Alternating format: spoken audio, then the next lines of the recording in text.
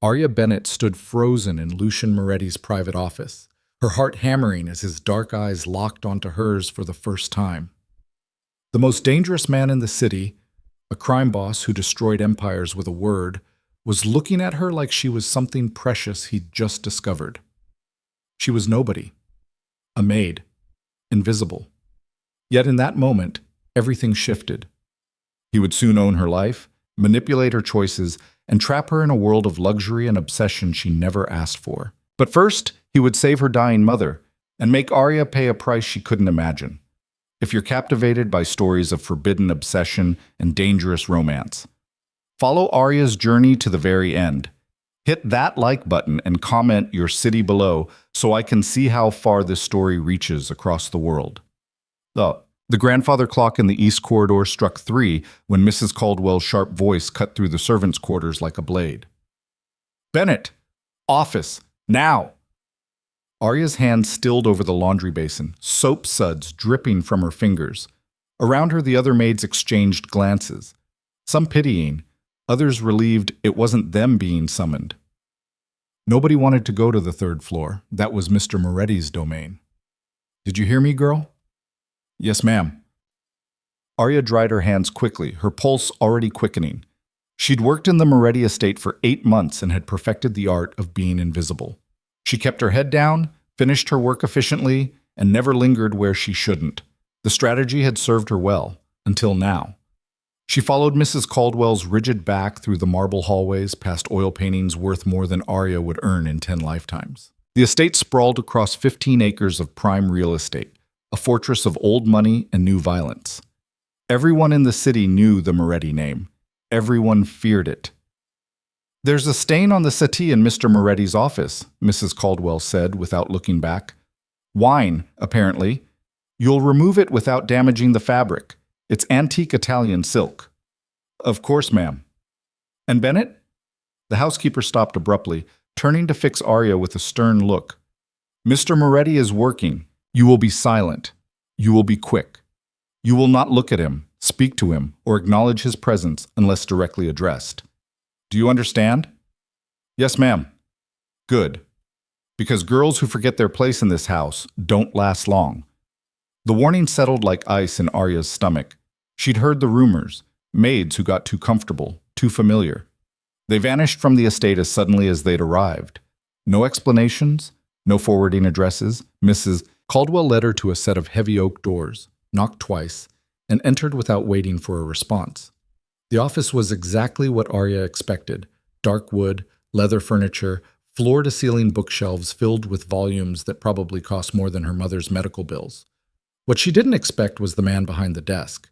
Lucian Moretti was 32, though he carried himself with the authority of someone much older. Dark hair, perfectly tailored suit, a face that belonged on magazine covers, if magazine covers featured men who could order your death before their morning coffee. He didn't look up as they entered, his attention fixed on whatever document spread before him. "The wine stain, sir," Mrs. Caldwell announced. "I've brought someone to handle it." "Fine." His voice was deep, dismissive. He still didn't look up. "Psst." Caldwell gestured sharply toward the settee near the window, where a dark red stain marked the cream-colored silk. Arya moved quickly, setting down her cleaning supplies and examining the damage. Fresh. Maybe an hour old. The wine had soaked deep into the fabric but hadn't fully set yet. She could fix this.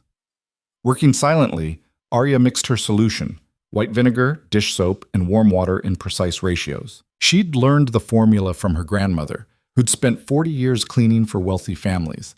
The knowledge had passed down like an inheritance, more valuable than money when you had none. She dabbed at the stain carefully, patient and methodical. The settee was positioned near Lucian's desk, close enough that she could hear the scratch of his pen, the occasional rustle of paper, close enough to feel the weight of power that radiated from him like heat. "Don't look at him. Don't even think about looking at him." "How much longer?" His question startled her, though his tone remained flat. Mrs. Caldwell answered before Arya could. "She's nearly finished, sir. My apologies for the disruption." "I wasn't asking you." Silence dropped like a guillotine. Arya's hands stilled, her heart suddenly loud in her ears. She kept her eyes on the stain, on the settee, anywhere but him. I asked you a question. Now his voice held an edge. Not angry, worse. Curious. 15 minutes, sir, Arya managed, hating the tremor in her voice. Maybe 20. I want to make sure it's completely removed. Look at me when you speak. Every instinct screamed at her to refuse, to keep her head down and finish the job. But you didn't disobey Lucian Moretti. Slowly, Arya raised her eyes. The world tilted. He was watching her with an intensity that felt physical, like pressure against her skin. Dark eyes, almost black in the afternoon light, studied her face with the same focus he'd given those documents, taking her apart, cataloging her features, searching for something. What's your name? Arya Bennett, sir. How long have you worked here, Arya Bennett? 8 months, sir. 8 months? He leaned back in his chair, a slight frown creasing his brow. I've never seen you before. I work in the laundry mostly, sir, and the lower guest rooms. The invisible positions. It wasn't a question. He tilted his head slightly, still watching her with that unnerving focus. Why? The question confused her. Sir? Why those positions? You're young. Mrs. Caldwell usually puts the younger staff in more visible roles, serving at dinners, greeting guests. Because I can't afford to be noticed. Because I need this job and I know what happens to pretty maids in powerful men's houses. I prefer the quiet work, sir. Prefer. He tasted the word like wine. That's diplomatic. Mrs. Caldwell shifted uncomfortably beside the door. Sir, if there's a problem with Bennett's placement, there's no problem. He dismissed her concern with a wave, but his eyes never left Arya's face. You're good at this. The cleaning. Thank you, sir. Your hands are steady, patient. Most people would have scrubbed at the stain, damaged the fabric trying to rush the job. He paused. But you know what you're doing. Arya didn't know what to say to that, so she said nothing. The silence stretched between them, heavy with something she couldn't name. Finally, Lucian looked away, returning his attention to his desk. Finish the job. Mrs. Caldwell, you can go. She'll find her way back when she's done. Sir, I don't think... That wasn't a request. The housekeeper's mouth compressed into a thin line, but she nodded. Yes, sir. She shot Arya a warning look before leaving, the door clicking shut with a finality that made Arya's stomach clench. Alone. She was alone with him. Arya turned back to the stain with shaking hands, trying to focus on the work. Just finish. Finish and get out. But she could feel him watching her, not constantly. He returned to his papers, his phone, whatever business ran the Moretti empire. But every few minutes, his attention would shift back to her, a weight she felt even when she wasn't looking. You're afraid of me. Not a question, an observation. Arya's cloth stilled against the fabric. Everyone's afraid of you, sir. That's not an answer. She took a careful breath. Yes, I'm afraid of you. Why? Because you're Lucian Moretti. Because people who cross you disappear. Because you have more power in your little finger than I'll have in my entire life. Because you could destroy my life with a word, sir. I could. He said it simply, a statement of fact. But I won't. Not unless you give me a reason to. The stain was almost gone now, just a faint shadow on the silk. A few more minutes and it would be invisible, like her, like she was supposed to be. Do I scare you because of what I am? Or because of what I could do to you? Arya's hands froze. It was a strange question, almost philosophical and dangerous. Everything about this conversation was dangerous. Both, sir. Honest. Something like approval colored his tone. That's rare in my world. Everyone lies. Everyone performs. Everyone wants something. I just want to finish my work and keep my job, sir. See, I don't think that's true. He set down his pen, giving her his full attention again. I think you want more than that. I think you're desperate for it. But you've learned not to ask, not to hope. Because hope is expensive when you're poor. The words hit like a physical blow. Arya's throat tightened, emotion threatening to spill over. How dare he? How dare this man who had everything, who was everything, dissect her life like some kind of experiment? The stain is gone, sir. Her voice came out harder than intended. May I go? No. She finally looked at him again, confusion and anger warring in her chest. Sir? Sit down. I should get back to... Sit down. Not loud, not aggressive, but absolutely final. Arya lowered herself onto the edge of the settee, her cleaning supplies forgotten at her feet. Her heart hammered against her ribs. Lucian rose from his desk, moving with the controlled grace of a predator. He crossed to the bar cart near the window, poured 2 glasses of amber liquid. Whiskey, probably. The expensive kind that cost more than her monthly salary. He handed her a glass. Sir, I don't drink. He settled into the chair across from her, his own glass cradled loosely in one hand. You look like you need it. The whiskey burned going down, but the warmth that spread through her chest was almost worth it. Almost. Tell me about your family, Lucian said. Sir? Your family. Parents? Siblings? Tell me. This was insane. Surreal. The most powerful crime boss in the city wanted to chat about her family like they were old friends at a cafe.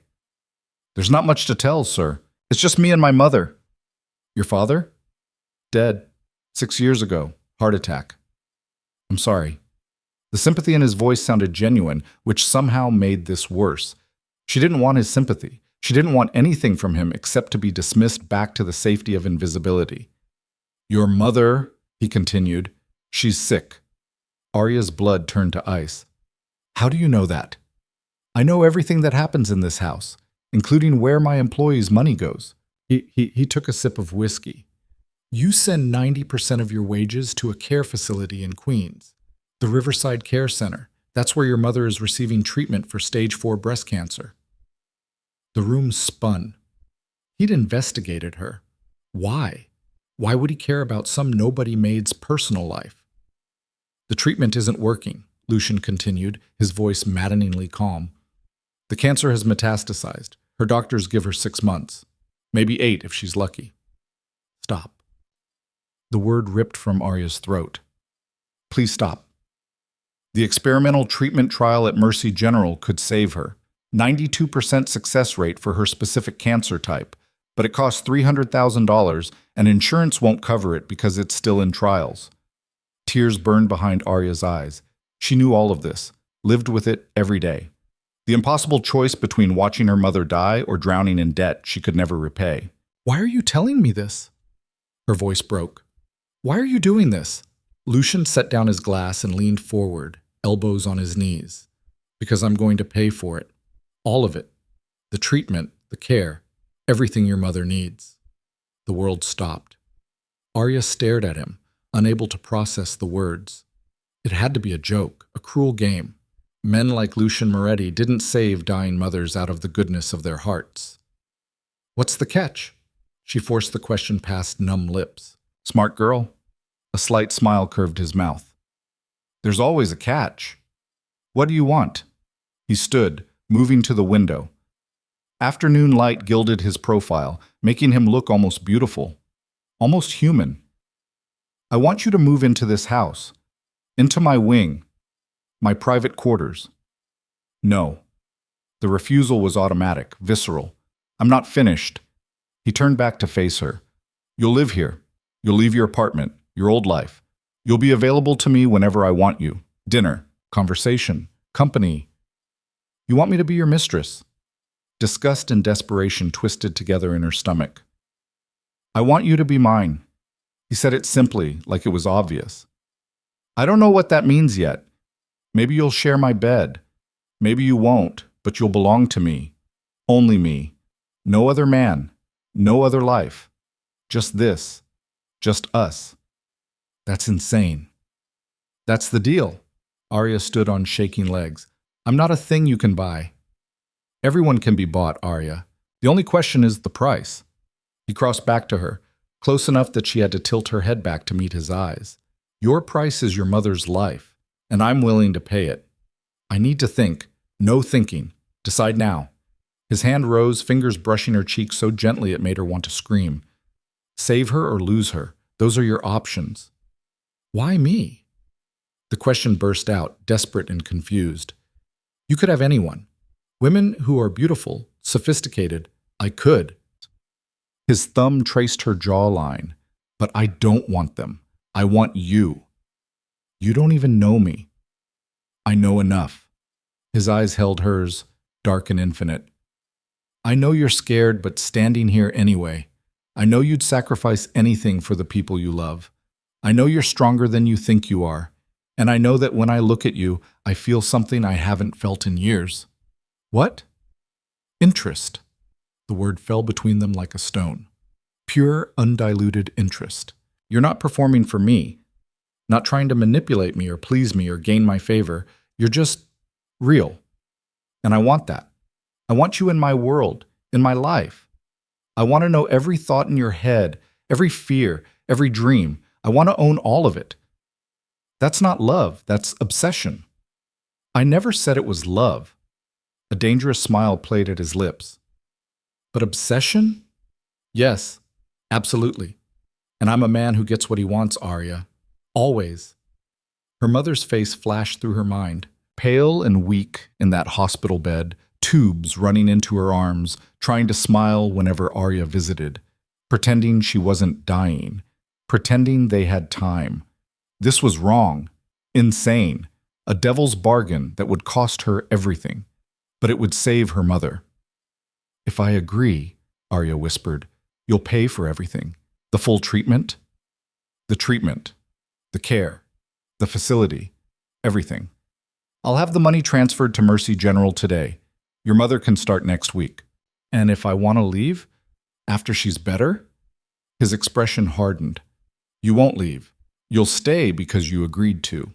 Because a deal is a deal. And because if you try to run, I'll find you.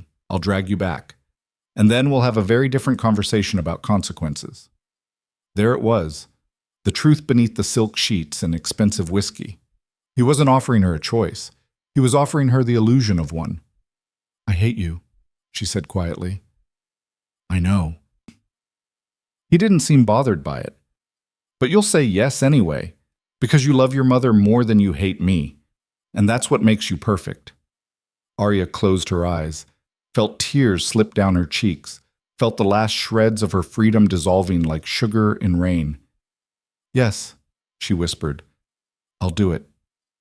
Look at me when you say it. She opened her eyes, met his gaze. Let him see the anger and desperation and fear swimming there. Yes, I agree to your terms.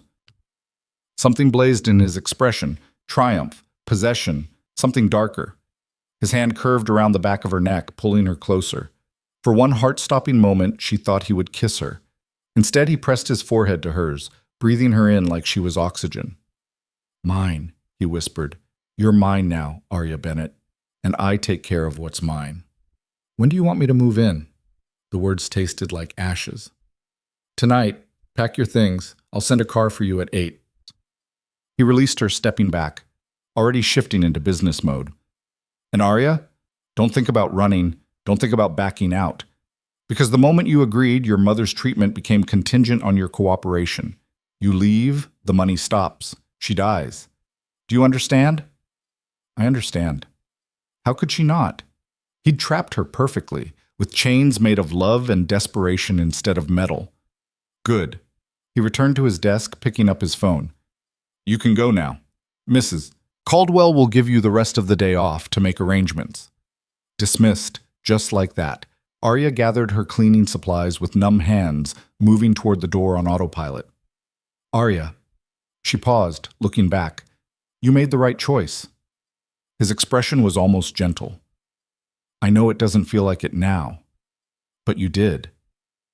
She didn't answer, couldn't answer, just left, closing the door behind her with a soft click. The hallway stretched before her, familiar marble and paintings and crushing wealth. But everything had changed. Everything. By tonight, she would belong to Lucien Moretti. By tonight, she would live in his world, sleep in his house, exist solely for his pleasure. By tonight, her mother would have a chance to live. And Arya would have sold her soul to make it happen. The apartment Arya shared with her former roommate was small, a fifth-floor walk-up in a neighborhood that was optimistically labeled emerging and realistically labeled dangerous after dark. But it had been hers, a space where she controlled something, even if that something was just which corner held her secondhand mattress. Now she stood in the center of the tiny room, staring at the single suitcase on her bed. "You're really doing this?" Maria leaned against the doorframe, arms crossed. She'd been Arya's roommate for 3 years, a nursing student with a practical streak and opinions about everything. "I don't have a choice." "Everyone has a choice." "Not when your mother is dying." Arya folded a sweater mechanically. "The treatment starts Monday. She has a real chance now." "And what about your chance?" Maria pushed off the doorframe, moving closer.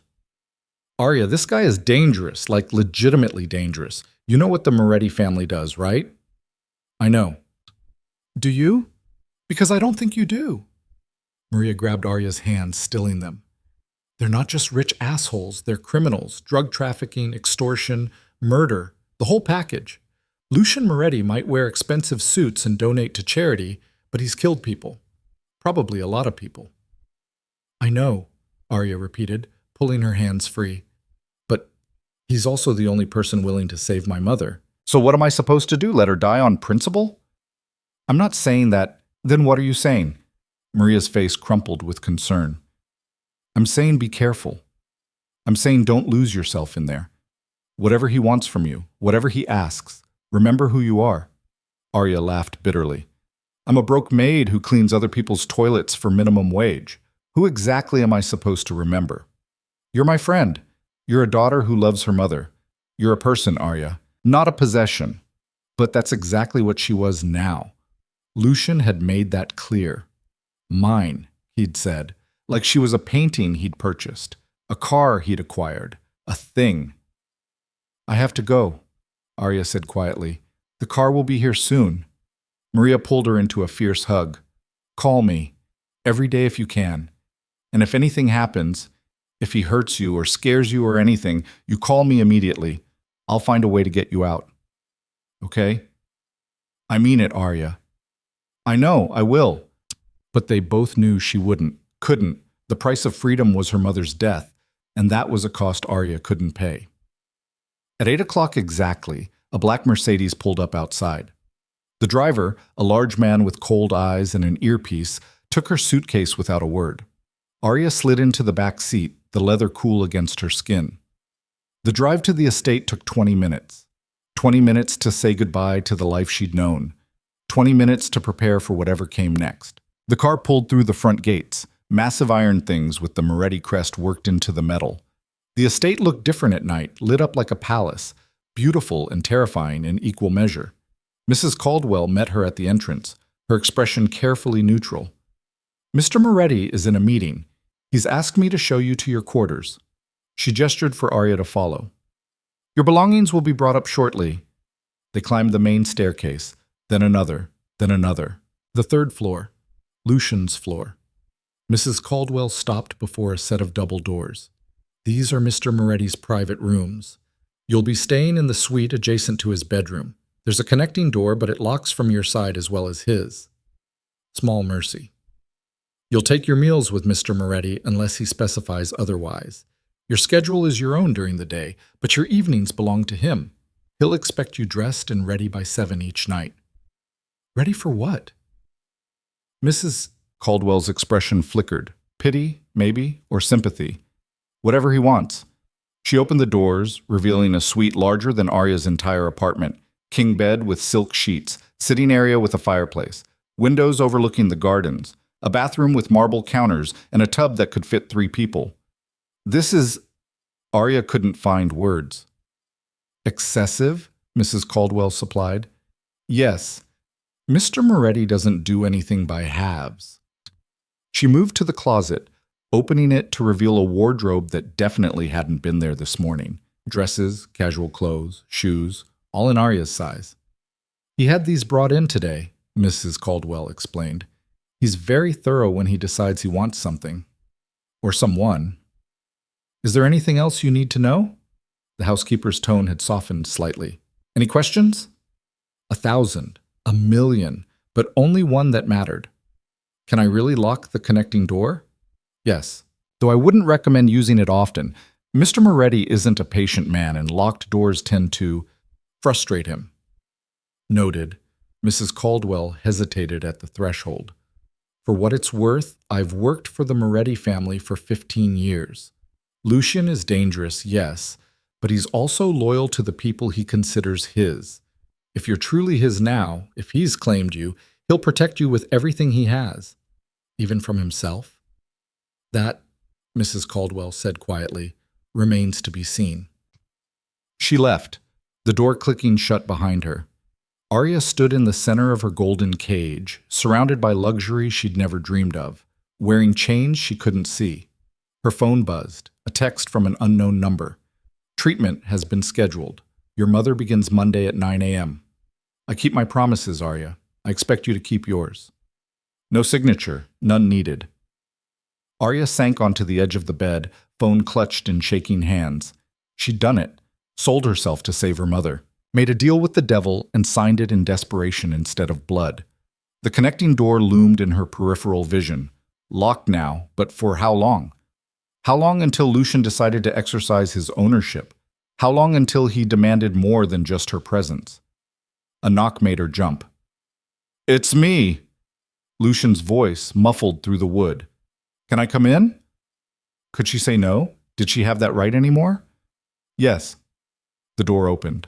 He'd changed since this afternoon, dark slacks and a white shirt, sleeves rolled to his elbows. More casual, almost approachable. Almost. You're here. He studied her, taking in the room, the unopened suitcase. Good. Did you think I'd run? No, you're too smart for that. He crossed to the window, looking out over the grounds. But I'm glad you didn't. It would have been unpleasant for both of us. What happens now? Arya forced herself to ask. Now? Nothing. You settle in. Get comfortable. He turned back to face her. Tomorrow we'll establish a routine, but tonight, you just need to breathe. That's it? You don't want... She couldn't finish the sentence. Understanding flickered in his expression. Sex? No, not tonight. Not until you're ready. And if I'm never ready, you will be, said with absolute certainty. But I'm patient when it matters. And this matters. He moved closer, invading her space with the same casual authority he brought to everything. His hand rose, fingers tangling in her hair. I know you hate me right now, he murmured. I know you think I'm a monster, and maybe I am. But I'll take care of you, Arya. Better than anyone else ever could. You'll never want for anything, never worry about money or safety or your mother's health. All you have to do is be mine. I don't know how to do that. Yes, you do. You're already doing it. What? His thumb brushed her cheekbone. Just exist. Be here. Be real with me. That's all I want. You want my soul. Yes. No hesitation, no apology. Every piece of it. He leaned down, pressed his lips to her forehead. The gesture was almost tender, which somehow made it worse. Sleep well, Arya. Tomorrow, your new life begins. He left through the connecting door, closing it softly behind him. Arya stared at that door for a long time, listening to the sound of him moving around in the next room. Her mother would live. That was what mattered. Whatever price Arya had to pay, however much of herself she had to surrender, it was worth it. It had to be worth it. She changed into pajamas, climbed between silk sheets that cost more than she made in a month, and stared at the ceiling of her beautiful prison. Tomorrow her mother would get the call about her treatment. Tomorrow Arya would wake up as Lucian Moretti's possession. Tomorrow her old life would be truly, completely over. But tonight, just for tonight, she let herself cry. Arya woke to sunlight streaming through windows she didn't recognize, in a bed far too soft to be her own. For one blissful moment, she forgot where she was. Then memory crashed back like a wave and her stomach twisted into knots. The Moretti estate.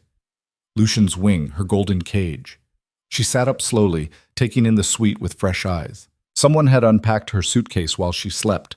Her meager belongings looked almost pathetic hanging in that enormous closet next to the designer clothes Lucian had provided. A breakfast tray sat on the table by the window, steam still rising from the coffee cup. How had someone come in without waking her? How long had they been watching her sleep? The connecting door remained closed. No sounds came from Lucian's room. Maybe he'd already left for whatever mysterious business consumed his days. Arya showered in the marble bathroom, dressed in her own jeans and sweater, small acts of defiance that made her feel slightly more human. The breakfast was elaborate, fresh fruit, pastries, eggs prepared perfectly.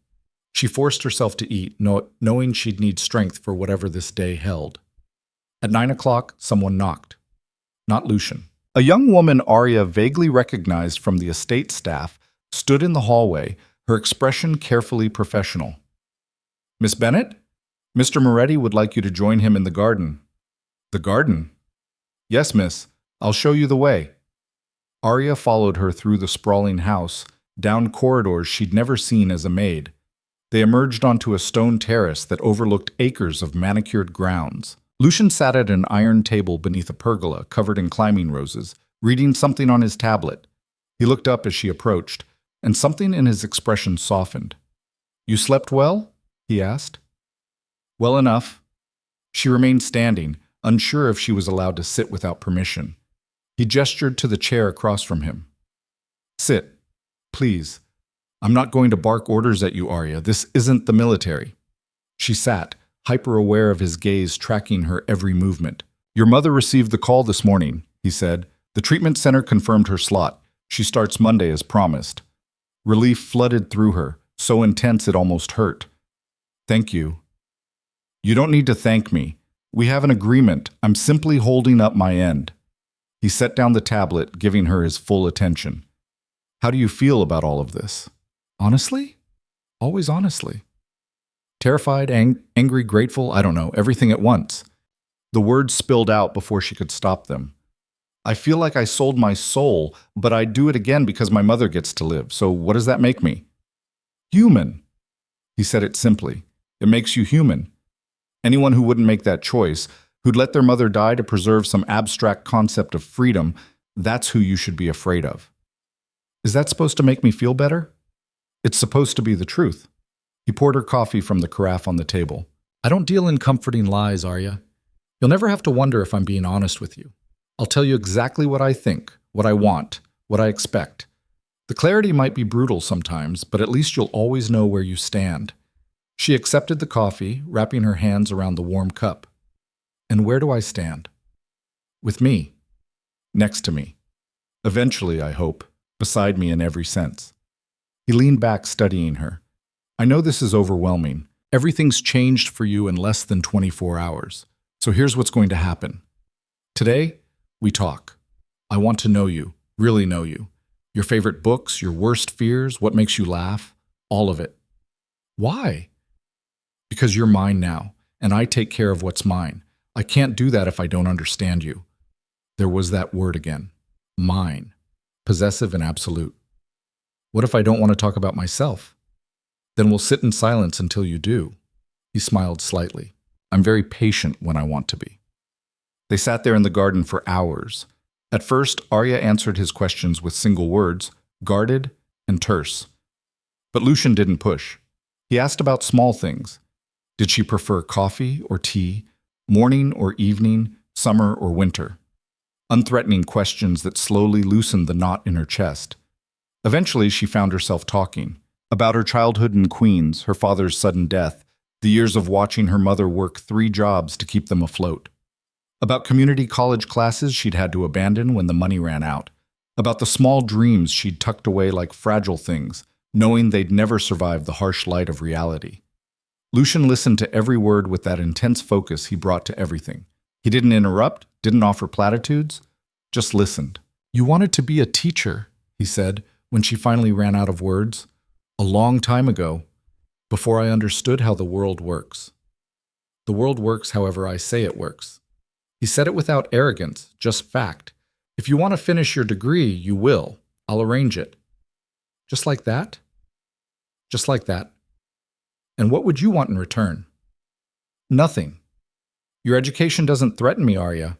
I want you smart, fulfilled, happy. Miserable possessions lose their appeal quickly." The casual way he said it, comparing her to a possession, should have made her angry. Instead, she felt something else. Curiosity, maybe. Or the dangerous beginning of understanding. "Can I ask you something?" she ventured. "Anything." "Why me? Really? You said yesterday that I'm real, that I don't perform for you. But that can't be the whole reason. You could have anyone." Lucian was quiet for a long moment, his gaze distant. When he finally spoke, his voice carried a weight she hadn't heard before. 4 months ago, I had to kill a man, someone who'd betrayed my family, stolen from us. He begged, offered me everything, money, information, his own daughter as collateral. He looked at her, his expression unreadable. I felt nothing, not anger, not satisfaction, nothing. I realized I couldn't remember the last time I'd felt anything real. He stood, moving to the edge of the terrace. Everyone in my world wants something, power, money, protection. They smile and lie and scheme. They'd slit my throat if they thought they could get away with it. And I know this. I expect it. But it also means I'm surrounded by people who aren't really people. They're just collections of ambitions wearing human faces. And I'm different because I'm poor? Arya couldn't keep the bitterness from her voice. You're different because you're honest about your desperation. You didn't come to me with seduction or manipulation. You stood in my office scared and angry, and you told me the truth. You're afraid of me. You need the money. You hate that I have this power over you. All of it real. All of it refreshingly, brutally honest. He turned back to face her. That's what I want. That honesty. That reality. Even if it means you hate me. I don't hate you. The words surprised her even as she said them. I want to. It would be easier if I did, but I don't. What do you feel? Confused, scared, like I'm standing at the edge of something I don't understand. Good. He returned to his seat. Because I'm right there with you. I don't understand this either. I just know I want it. Over the following days, a strange routine developed. Arya had freedom during the daytime. She could roam the estate, read in the library, even leave the grounds if she wished, though a security detail always followed at a discreet distance. But evenings belonged to Lucian. They had dinner together every night in his private dining room. Sometimes they talked for hours. Other times they ate in companionable silence. He asked her opinions on everything, politics, art, the books she was reading, and he listened. Actually listened, like her thoughts mattered. He was slowly, methodically learning every part of her. You're trying to catalog me, she said one evening, watching him over the rim of her wine glass, like I'm a puzzle you are solving. Is that so wrong? It's unsettling. I feel like I'm being studied. You are. He didn't deny it. But you're studying me too. I see you watching when you think I'm not looking, trying to figure me out. It was true. She'd become fascinated by his contradictions. The way he could order someone's death over breakfast, then spend an hour helping her mother's care team coordinate her treatment schedule. The careful gentleness of his hands when he touched her, always brief, always restrained, versus the violence she knew lived beneath his surface. You confuse me, she admitted. How? You're capable of terrible things. I know you are. But you're also... She struggled for the word. Kind, sometimes, in strange ways. I'm capable of both. Most people are, if they're honest. He reached across the table, his fingers brushing hers. The difference is, I don't pretend otherwise. I don't dress up violence in morality or justify cruelty with noble causes. I do what I do because it serves my interests, including being kind to you. So your kindness is just strategy? My kindness toward you is self-interest. I want you comfortable, healthy, trusting me. That serves my goals. His thumb traced circles on the back of her hand. But it's also real. Both things can be true. 3 weeks into her new life, Arya's mother called, her voice stronger than it had been in months. Sweetheart, I don't know what you did, but this treatment, it's working. The doctors say the tumors are shrinking. They're actually shrinking. Arya closed her eyes, tears slipping down her cheeks. That's wonderful, Mom. But honey, this must have cost a fortune. How did you... I got a new position. Better pay. It's all taken care of. The lie tasted like ash, but what else could she say? Your daughter sold herself to a crime lord to save your life. Don't worry about it. I'm so proud of you, her mother said. So proud of the woman you've become. When the call ended, Arya sat in her room and cried. Relief and guilt and gratitude tangled together until she couldn't separate them. A knock on the connecting door. Lucian's voice, concerned. Arya, are you all right? She opened the door. He took one look at her tear-stained face and pulled her into his arms without a word. She stiffened initially, then slowly relaxed into his embrace. He was warm, solid, real. His hand stroked her hair gently. "She's getting better," Arya whispered against his chest. "The treatment's working." "I know. I spoke with her doctors this morning." Of course he did. He monitored everything about her life. "Thank you," she said, "for keeping your promise." "I always keep my promises, Arya. The good ones and the terrible ones." He tilted her face up, his thumb brushing away her tears. "You're not alone in this. Whatever you're feeling, the guilt, the confusion, you don't have to carry it alone. You're the reason I'm feeling it. I know, but I'm also the only one who can understand it." His gaze dropped to her lips, and for one breathless moment she thought he would kiss her. Instead, he released her, stepping back. "Get some rest. Tomorrow I want to show you something." The next day, Lucian took her into the city in his private car. They drove to the financial district, stopping at a building Arya recognized from news reports. Moretti Holdings, the legitimate face of his empire. "Why are we here?" she asked as they rode the elevator to the top floor. "Because I want you to see all of me, not just the parts that exist in that house." The elevator opened onto a suite of offices that screamed power and money. Employees straightened as Lucian passed, their greetings respectful and nervous. He led her to a massive corner office with floor-to-ceiling windows overlooking the city. "This is where I spend most of my days, running the legitimate businesses, real estate, investments, development projects. The legal side of illegal money," Arya said.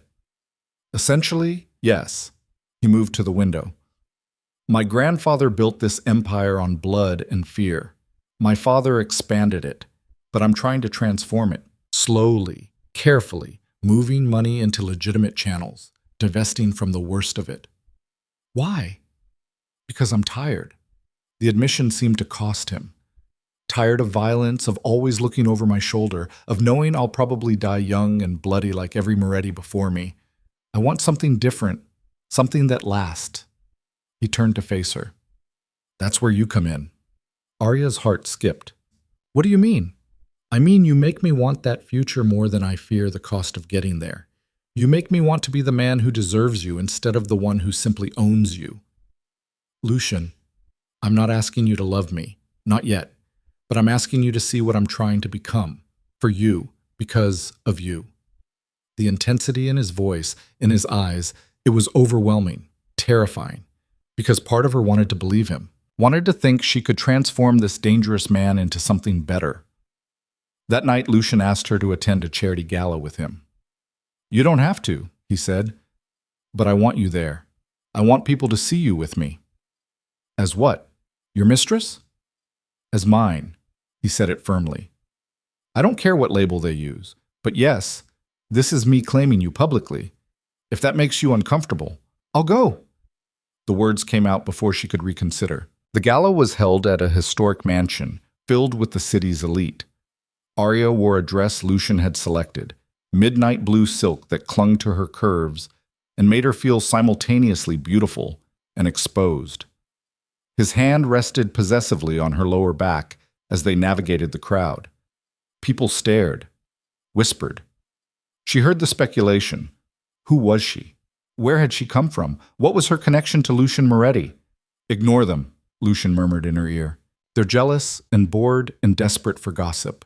You're worth 100 of them." A woman approached, elegant, predatory, dripping in diamonds. "Lucian, darling, you didn't mention you'd be bringing a date." "Arya, this is Victoria Castellano. Victoria, Arya Bennett." The woman's smile sharpened. "Bennett, any relation to the Beacon Hill Bennetts?" "No," Arya said quietly. "Queens. No relation to anyone important." "How refreshing." Victoria's tone said the opposite. Lucian usually prefers women with more pedigree. Lucian's expression went cold. "Be very careful, Victoria." "Oh, I meant no offense. I'm simply surprised by your new taste. She's very wholesome." "She's mine. That's all the pedigree she needs." His arm tightened around Arya's waist. "Now, if you'll excuse us." He guided Arya away, tension radiating from him. "I'm sorry about that. Victoria's a viper, always has been. She's right, though. I don't belong in this world.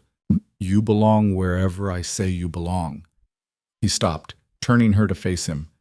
And you belong with me. Later, they danced. Lucian's hand splayed across her back, holding her close as they moved across the floor. Arya had never learned formal dancing, but he guided her effortlessly, making her feel graceful. You're beautiful tonight, he said softly. But then, you're beautiful every day. You don't have to say things like that. I know. I want to. His gaze held hers. I want you to know how I see you. Not as some charity case or obligation. You're exquisite, Arya. Inside and out. Her breath caught.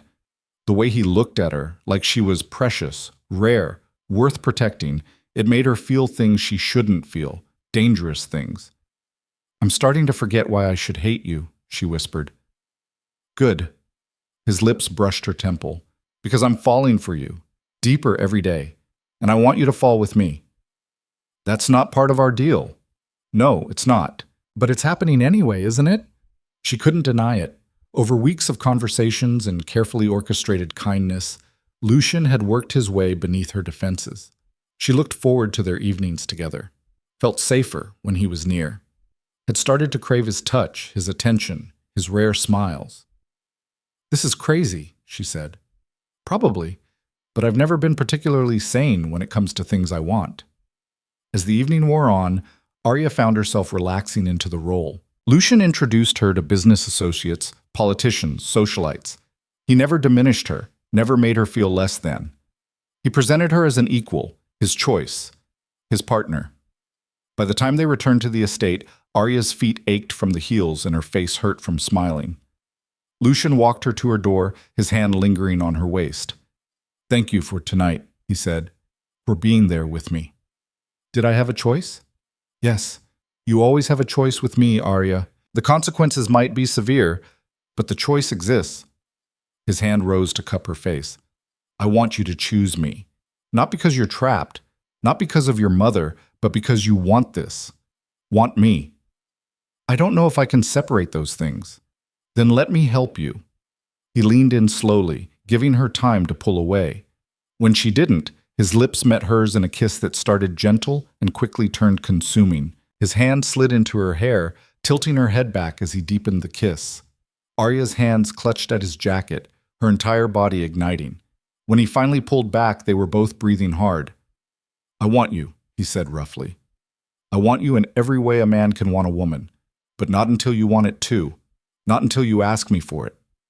And if I never ask, then I'll spend every day trying to change your mind. He pressed one more soft kiss to her lips. Sleep well, Arya. He disappeared into his room, leaving her trembling and confused and aching for something she couldn't name. Over the following weeks, the tension between them built to an unbearable pitch. Lucian continued his careful campaign. Thoughtful gestures, deep conversations, moments of vulnerability that felt like gifts. He told her about his childhood, his complicated relationship with his father, the weight of expectations he'd carried his entire life. I never wanted this empire, he admitted one night. I wanted to be an architect, design buildings, create things instead of destroying them. Why didn't you? Because Morettis don't get to choose their own paths. We inherit blood and legacy and obligation. He looked at her. You're the first thing I've chosen purely for myself. Not because it serves the family or the business or some strategic goal, just because I wanted you. These revelations should have felt manipulative. Another tool in his arsenal to bind her to him. But they felt real, raw and honest in a way that made her heart ache. Her mother's recovery continued. Weekly calls brought better news each time. The tumors shrinking, her energy returning, hope blooming where there had been only despair. And every bit of good news made Arya more grateful, more indebted, more tangled in Lucian's web. One evening, 6 weeks after moving into the estate, Arya found Lucian in his office, staring at his computer screen with an expression she'd never seen before. Fear. What's wrong? She asked from the doorway. He looked up, something raw in his eyes. There's a problem with the Volkov family. They're pushing into our territory, challenging our contracts. It's going to get violent. How violent? People will die. Maybe me, if I'm not careful. He stood, moving toward her. I need you to promise me something. What? If something happens to me, if I don't come back from this, you'll take the money I've set aside for you and disappear. Change your name. Start over somewhere safe. Promise me. Lucian, promise me, Arya. He gripped her shoulders. I can handle knowing I might die. I can't handle knowing you'd be caught in the aftermath. I promise. The words felt like a lie. Where would she go? How could she just disappear when he'd become the center of her entire world? He pulled her into his arms, holding her so tightly she could barely breathe. I don't want to lose you. I just found you. Then don't die. She pulled back, looking up at him. Don't leave me alone in this world you've pulled me into. I'll try. He kissed her forehead. I'll try for you. That night, as she lay in bed, unable to sleep, she heard movement in Lucian's room. Voices, angry, urgent, the sound of furniture scraping, then silence. Morning came with news. Lucian had left before dawn, taking his security team. No word on where or when he'd return. Arya spent the day pacing her room, checking her phone obsessively, trying not to imagine every terrible scenario. Mrs. Caldwell brought her meals she couldn't eat, offered comfort she couldn't accept. He'll come back, the housekeeper said quietly. He always does. How do you know? Because now he has something to come back to. Night fell. Still no word. Arya finally gave up pretending she could sleep and curled up in the window seat, watching the gates. Waiting. It was past midnight when headlights cut through the darkness, cars pulling through the gates, men spilling out. And then, illuminated by the entrance lights, Lucian. Alive. Walking. Blood on his shirt, but walking. Arya ran. She flew down the stairs, through the hallways, reaching the entrance just as he stepped inside. He looked up, surprise flickering across his exhausted face. Arya. She crashed into him, her arms wrapping around his neck. You're alive. You're okay.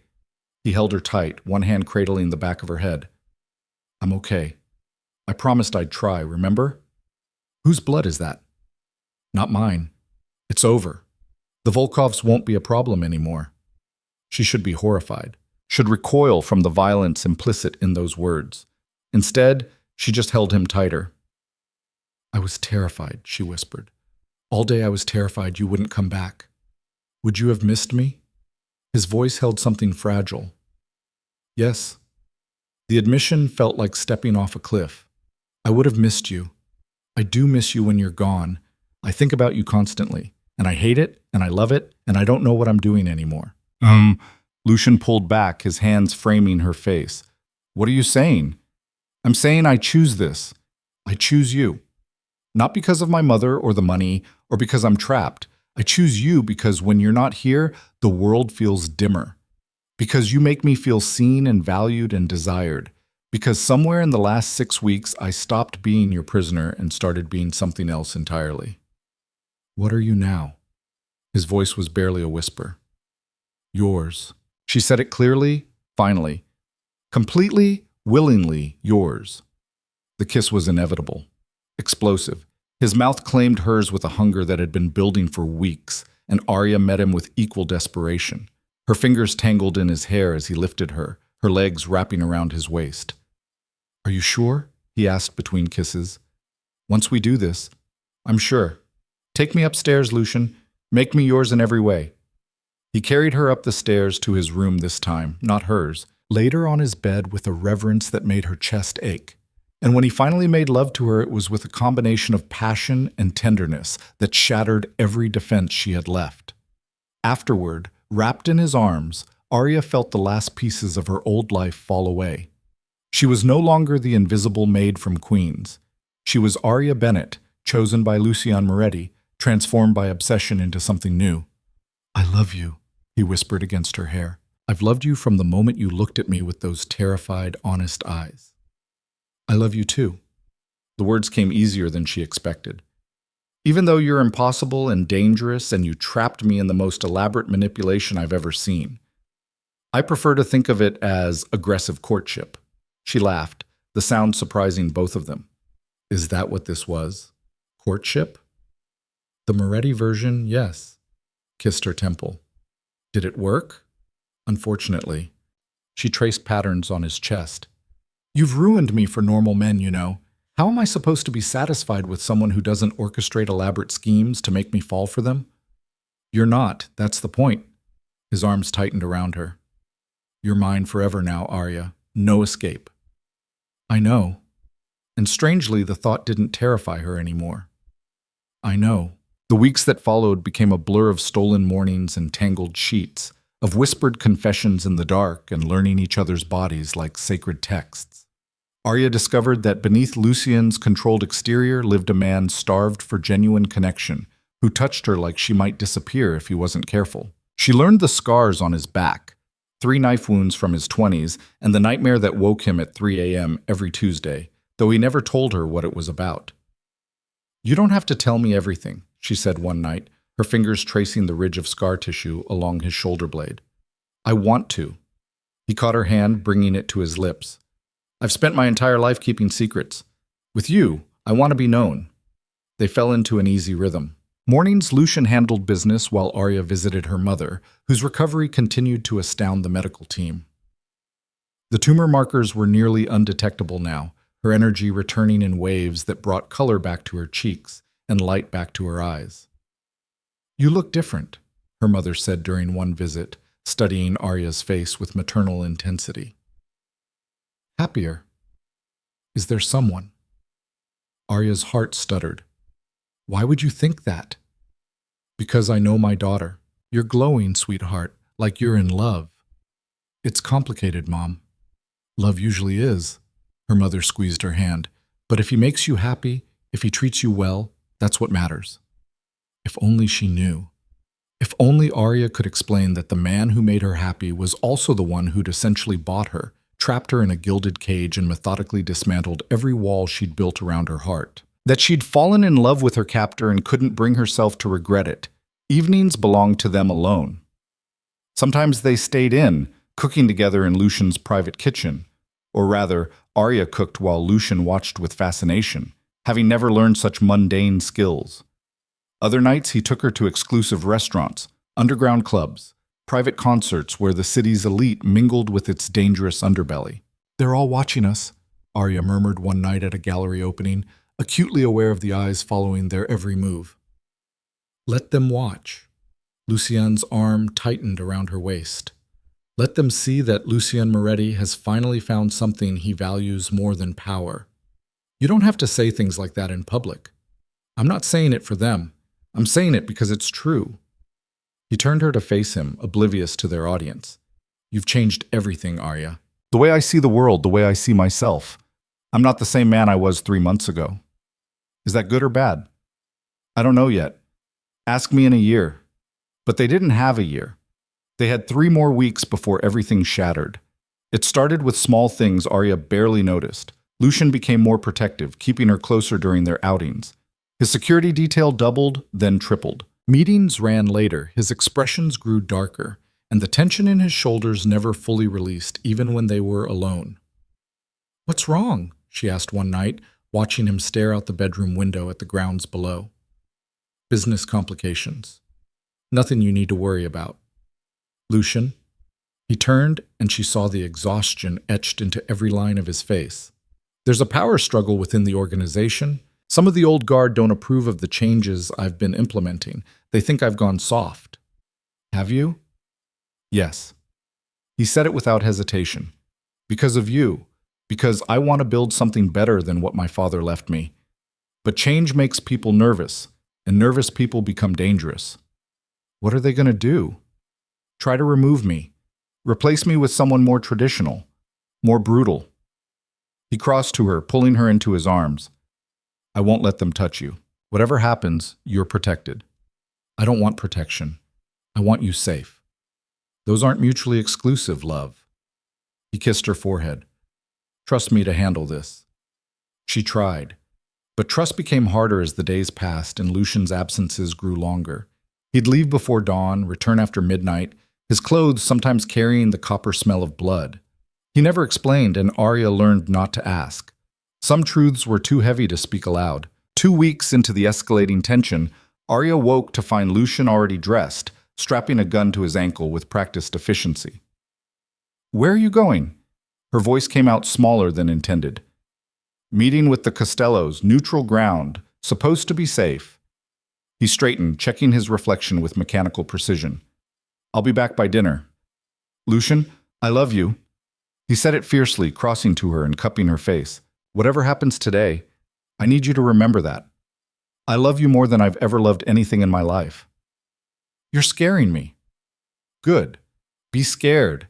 Stay in the house, stay with security. If something goes wrong, if I don't come back, there's an envelope in my office safe.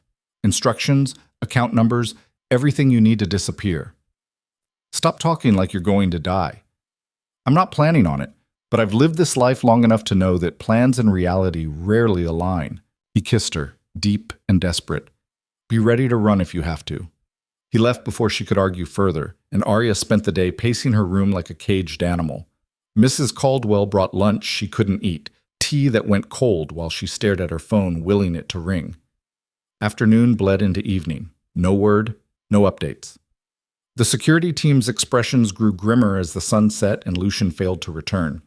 At 8 p.m., Arya's phone finally buzzed. Not Lucian. Vincent, his head of security. "Miss Bennett, there's been an incident. Mr. Moretti is alive but injured. We're bringing him to the estate now. Doctor's already here." The phone slipped from her nerveless fingers. Alive. He was alive. But injured how badly? Why weren't they taking him to a hospital? Because hospitals asked questions, filed reports, and the Moretti family solved their problems privately. She was waiting at the entrance when the car pulled up, watched them carry Lucian inside on a stretcher. Blood soaked through his shirt, his face pale as death. His eyes found hers as they rushed him past. "Arya, don't talk. Save your strength." She followed them up the stairs into a room she'd never seen before, a private medical suite complete with surgical equipment. The family doctor, a gray-haired man who moved with quiet efficiency, immediately began cutting away Lucian's shirt. "Miss Bennett, you should wait outside," Vincent said gently. "No, I'm staying." "This isn't going to be pleasant." "I'm staying." She said it with enough force that even Vincent backed down. The next hour was a nightmare of blood and pain and Lucian's barely suppressed groans as the doctor extracted a bullet from his shoulder and stitched the knife wound across his ribs. Arya held his hand through all of it, letting him squeeze until her bones ground together. "The Costellos?" he managed between gritted teeth. "Handled," Vincent confirmed. "Marco's team dealt with them. It's done." "All of them?" "Every last one." Lucian's eyes closed in relief. "Good." Finally, blessedly, the doctor administered morphine. Lucian's features relaxed as the drug took hold, his grip on Arya's hand loosening. "He'll sleep now," the doctor said, washing his hands. "The wounds are serious, but not life-threatening. He'll need rest, antibiotics, no strenuous activity for at least 2 weeks." Arya barely heard him. She was too focused on Lucian's face, memorizing the rise and fall of his chest, proof that he was alive and breathing and still hers. When everyone finally left them alone, she climbed carefully onto the bed beside him, pressing her ear to his chest to hear his heartbeat. "I'm okay," he mumbled, the morphine making him fuzzy. "Told you I'd come back." "You almost didn't." "Almost doesn't count." His hand found her hair, fingers tangling in the strands. "Had to come back. You're here." "I was so scared." "Me too. First time in years I've actually been afraid of dying." His words slurred together. "Used to not care. Then you happened." "Sleep," she whispered. "We'll talk when you're better." "Love you. So much. Don't ever leave me." "I won't. I promise." He drifted off, and Arya stayed beside him through the night, watching over him like a guardian angel with trembling hands and a heart that wouldn't stop racing. The days of Lucian's recovery were strange and intimate. He hated being vulnerable, hated needing help with basic tasks. But Arya was patient, helping him shower, changing his bandages, bringing him meals and medication. She read to him when the boredom grew unbearable, argued with him when he tried to work too soon. "You're supposed to be resting," she scolded, finding him on his laptop 3 days post-injury. "I am resting. Sitting down, aren't I?" "Lucian." "The organization doesn't stop because I got shot, Arya. People depend on me.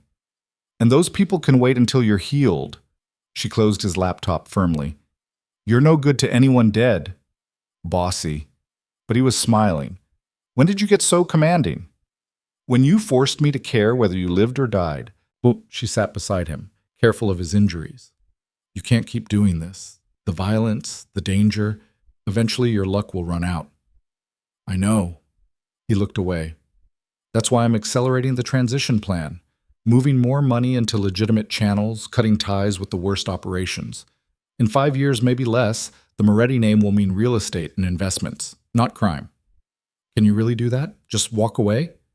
Not walk away. Transform. It's slower, more complicated, but possible. He turned back to her. For you, I'd do anything, even dismantle everything my family built. I don't want you to destroy your legacy for me. My legacy is blood and fear. I want to build something better, something our children won't be ashamed of. The words hung between them, heavy with implication. Children, future, a life beyond this moment. We've never talked about that, Arya said quietly. About what? Children, the future. What this actually is between us. Lucian caught her hand, bringing it to his lips. What do you want it to be? I don't know. Everything's happened so fast. 3 months ago I was invisible. Now I'm in love with one of the most dangerous men in the city, watching him nearly bleed out in my arms. She shook her head. I don't know how to plan a future when the present feels this unstable. Then we make it stable. He said it with absolute certainty. We build something solid, something real. Marry me, Arya. Her heart stopped. What? Marry me.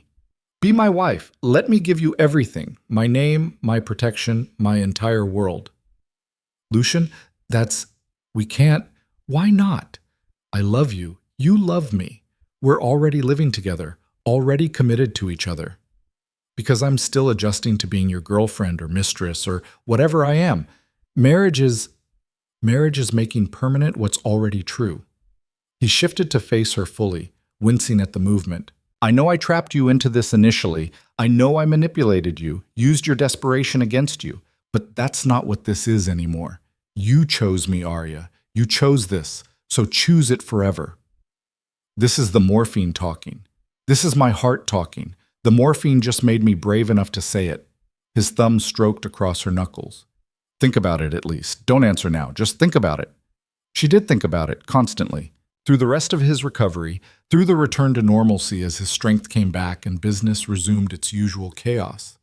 The idea of being Mrs. Moretti terrified and thrilled her in equal measure. You're distracted, Lucian observed one evening at dinner, 2 weeks post-shooting. Just thinking. About my proposal? Among other things. And what's your answer? Arya set down her fork, meeting his gaze directly. Ask me again when you're completely healed. When we're not operating in crisis mode, if you still want this, want me, when life is normal, then I'll give you my answer. Deal. He smiled. Though I should warn you, normal doesn't really exist in my world. I'm learning that. Normal proved elusive indeed. Another week passed, and with it came new complications. Arya started feeling off, exhausted despite sleeping well, nauseous at odd times, her emotions swinging wildly from tears to euphoria without warning. You should see a doctor, Lucian said, concerned as she pushed away her breakfast for the 3rd morning in a row. I'm fine, probably just stressed. You're pale, and you've been tired constantly. He pressed his palm to her forehead. No fever, though. I'll make an appointment if it doesn't get better. But she already knew, somewhere deep in her bones, she knew what was wrong. The timing was too perfect, the symptoms too familiar from her mother's early pregnancies before the miscarriages that had eventually left Arya an only child. She took the test in secret, locked in her bathroom at 3 a.m. while Lucien slept in the next room. Watched the second line appear with a combination of terror and wonder. Pregnant. She was pregnant with Lucian Moretti's child. The knowledge sat in her chest like a stone. She should tell him, should share this news with the man who'd proposed to her, who loved her, who wanted a future together. But something held her back. Some instinct that whispered this changed everything. She scheduled an appointment with Lucian's personal physician, who confirmed what she already knew. About 6 weeks along, Dr. Morrison said, looking at the ultrasound. Very early still, but everything looks healthy. Have you told the father? Not yet. I wanted to be sure first. Well, you can be sure now. Congratulations, Miss Bennett. Congratulations. As if this was planned. As if she hadn't been trapped in this life by desperation and manipulation. Hadn't fallen in love with the man who'd orchestrated her captivity. As if she had any idea how to be a mother when she could barely figure out how to be Lucian's partner. She returned to the estate in a daze, her mind spinning with impossible questions. How would Lucian react? Would he be happy? Would this make her even more trapped than before? Would he use the baby as another chain to bind her to him? The answers came faster than she expected. That evening, Lucian found her in the library, curled in her favorite chair with a book she wasn't reading. You saw Dr. Morrison today. Not a question. Of course he knew. He monitored everything about her life. Yes. And? She looked up at him, at this man who'd become her entire world, and felt the truth rising in her throat like a confession. I'm pregnant. The words fell into silence. Lucian stared at her, his expression unreadable. Seconds stretched into eternity while Arya's heart hammered against her ribs. Then he smiled, slowly, brilliantly, like she'd just given him the world. You're pregnant. He crossed to her, pulling her to her feet and into his arms. We're having a baby. Relief flooded through her. You're happy? Happy? Arya, He pulled back, framing her face with his hands. I'm beyond happy. This is everything I wanted. Everything you wanted, she repeated slowly. Lucian, we never talked about having children. We've been careful. Not that careful. He said it too smoothly, and something in his eyes made her blood run cold. What do you mean? I mean, accidents happen. This wasn't an accident. The realization hit her like a physical blow. You planned this. You made sure this happened. He didn't deny it, didn't even have the grace to look guilty. I wanted you bound to me permanently. A child accomplishes that. She shoved at his chest, fury rising like a tidal wave. You manipulated my birth control? You deliberately got me pregnant? I gave us a future. You took away my choice. She was shouting now, all the fear and anger of the past months erupting. Everything else? The money? The deal? Moving in here? I agreed to that. But this? You had no right. I had every right. You're mine, Arya. Your body is mine. Your future is mine. That's not love. That's ownership. It's both. He said it calmly, like he was explaining something obvious. I love you and I own you. I want you happy and I want you trapped. Both things are true. Arya stumbled backward, her hand instinctively moving to her still flat stomach. I can't believe you did this. I can't believe Her voice broke. I trusted you. And you can still trust me. I'll give you everything, the best doctors, anything you need. Our child will have a perfect life. Our child will have a father who manipulates and controls people, who thinks women are possessions to be owned. Our child will have a father who loves their mother more than life itself, who'd burn the world down to keep them safe. He moved toward her, but she held up a hand to stop him. Don't touch me right now. Arya, I need time. I need to think. There's nothing to think about. You're pregnant? We're having a baby. That's reality now. A reality you forced on me. Tears spilled down her cheeks, just like you forced everything else. When do I get to choose, Lucian? When is anything in my life actually mine? This is yours. This baby is yours. I'm yours. He looked almost desperate now, like her anger had finally penetrated his certainty. I'm sorry I didn't tell you. I should have asked, but I'm not sorry it happened. I can't be sorry about creating a life with you. Get out, her voice shook. Get out of my sight before I say something we can't come back from.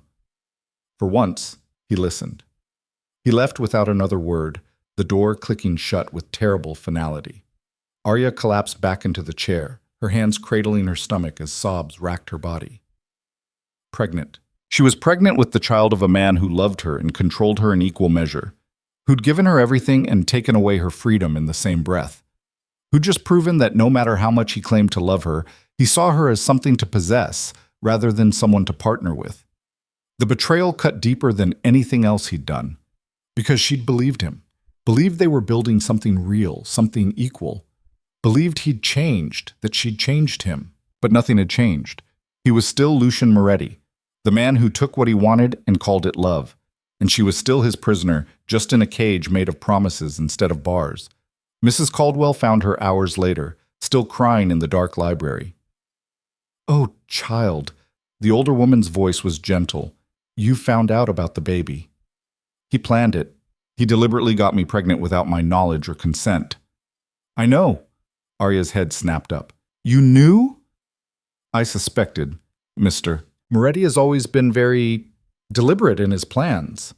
Mrs. Caldwell sat in the chair across from her.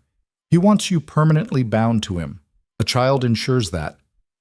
How can you work for someone like this? How can you justify what he does?" "I don't justify it. I simply understand it." The housekeeper's expression was sad. Lucian Moretti has never been taught to love properly. His father was cruel, his mother distant. He learned that to keep something, you trap it. That love means possession. That's not an excuse.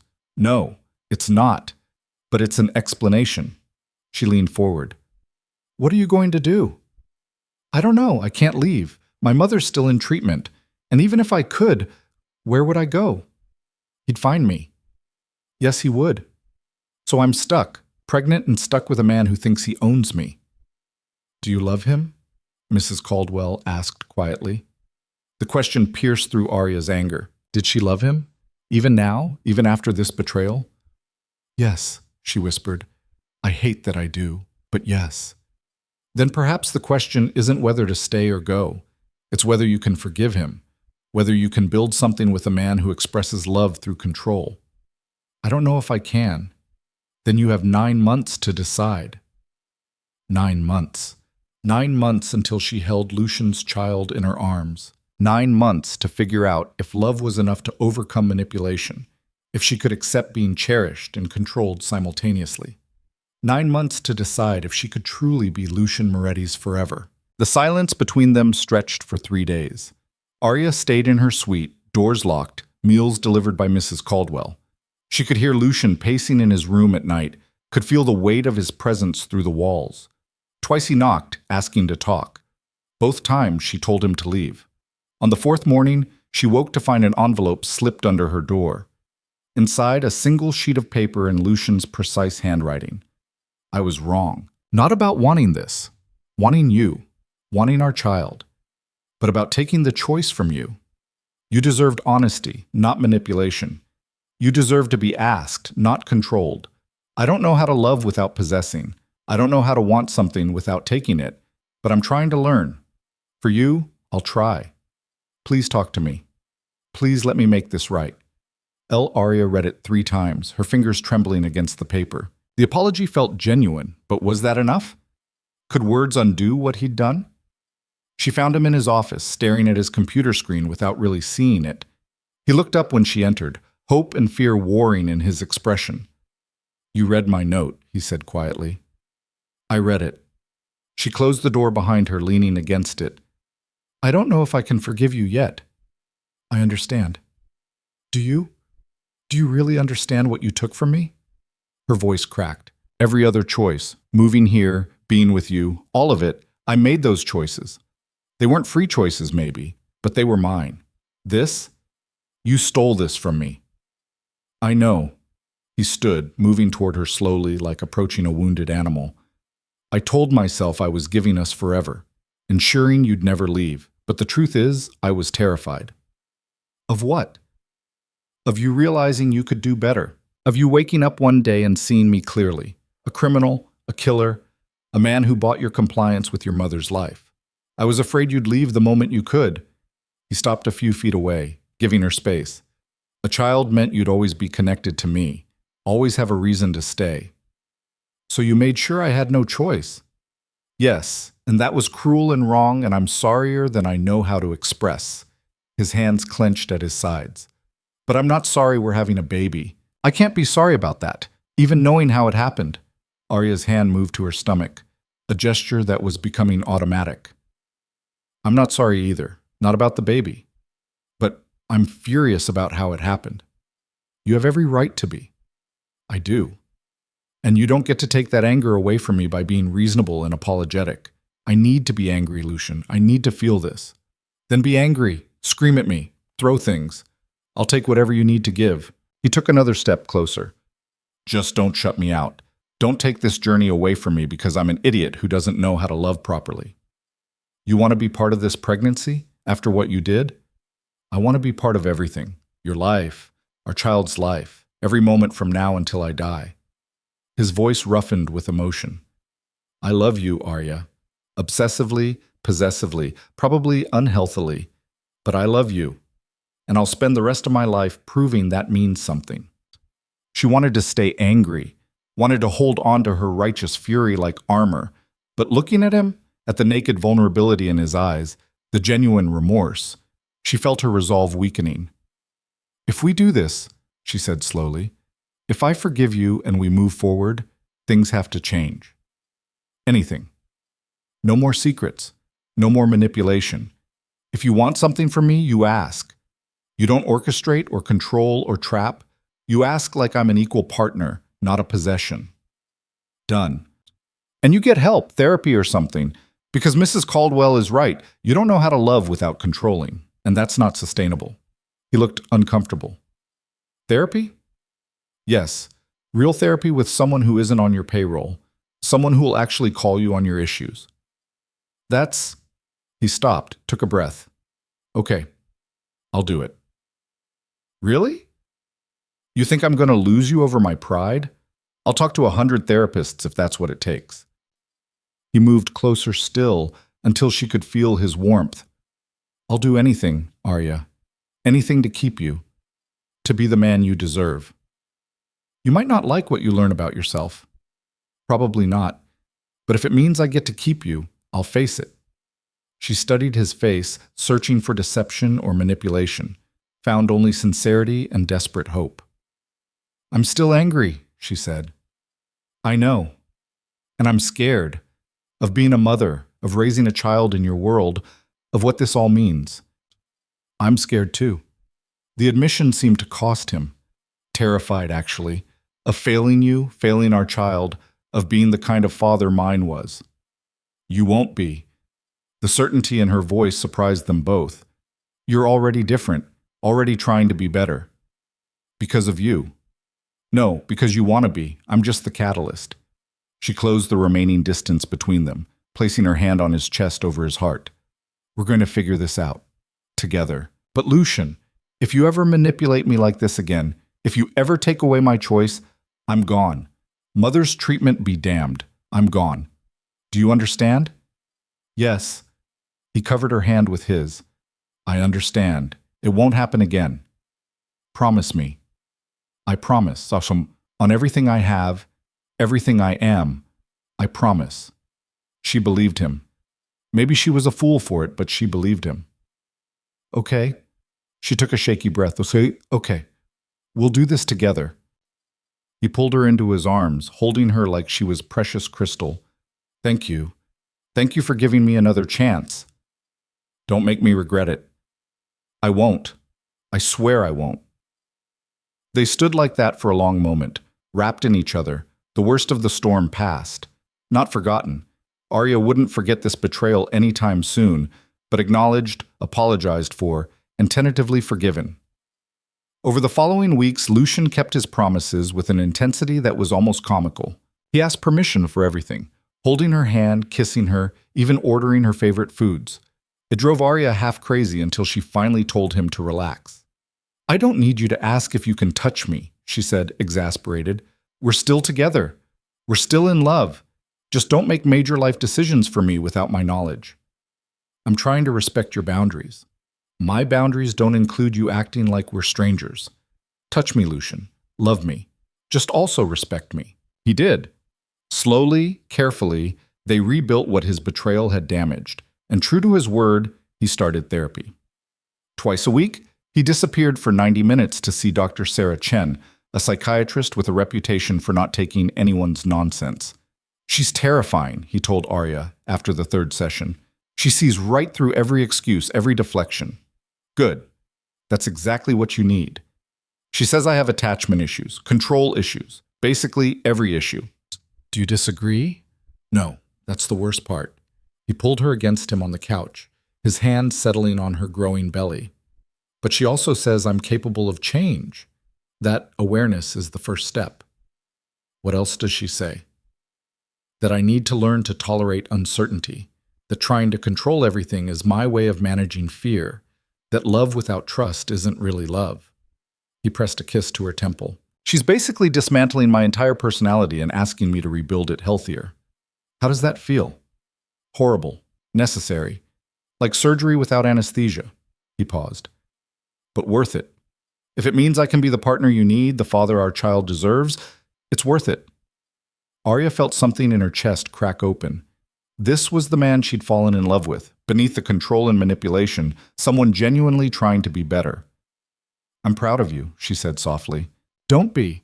I'm only doing what I should have been doing all along. Still, it takes courage to face yourself honestly. The pregnancy progressed. Morning sickness gave way to an unnatural craving for pickles and ice cream, sometimes together, much to Lucian's amusement. Her body changed, curves appearing where there'd been angles. Lucian watched these changes with fascination, his hands constantly drawn to her belly, as if he couldn't quite believe the life growing there. Have you thought about names? He asked one evening, his palms spread across her stomach. Some? Nothing concrete. You? Isabella. If it's a girl. His voice went soft. It was my grandmother's name, the only person in my family who was genuinely kind. Isabella Moretti. Arya tested the name. I like it. And if it's a boy? I don't know. Something strong. Something that sounds like hope instead of legacy. We'll figure it out. They told her mother about the pregnancy during one of Arya's visits. The older woman's eyes filled with tears as she pulled Arya into a tight hug. A grandchild. I'm going to be a grandmother. She pulled back, studying Arya's face. Are you happy, sweetheart? Yes, terrified but happy. And the father, the man who's been making you glow these past months? Arya glanced at Lucian, who'd insisted on coming with her for this announcement. He stood near the door, uncharacteristically nervous about meeting her mother properly. Mom, this is Lucian. Lucian, my mother, Sarah. He crossed to her, extending his hand. Mrs. Bennett, it's an honor to finally meet you properly. Sarah studied him with the sharp eyes of a protective mother. You're the one who arranged my treatment, who saved my life. Yes, ma'am. And you're the one who put that ring on my daughter's finger? She gestured to the engagement ring that had appeared on Arya's hand 2 weeks ago, emerald-cut diamond, elegant and understated. Yes, ma'am, if you'll have me as your son-in-law. That depends. Do you love her? More than anything in this world. Will you protect her, take care of her and my grandchild? With my life. I swear it.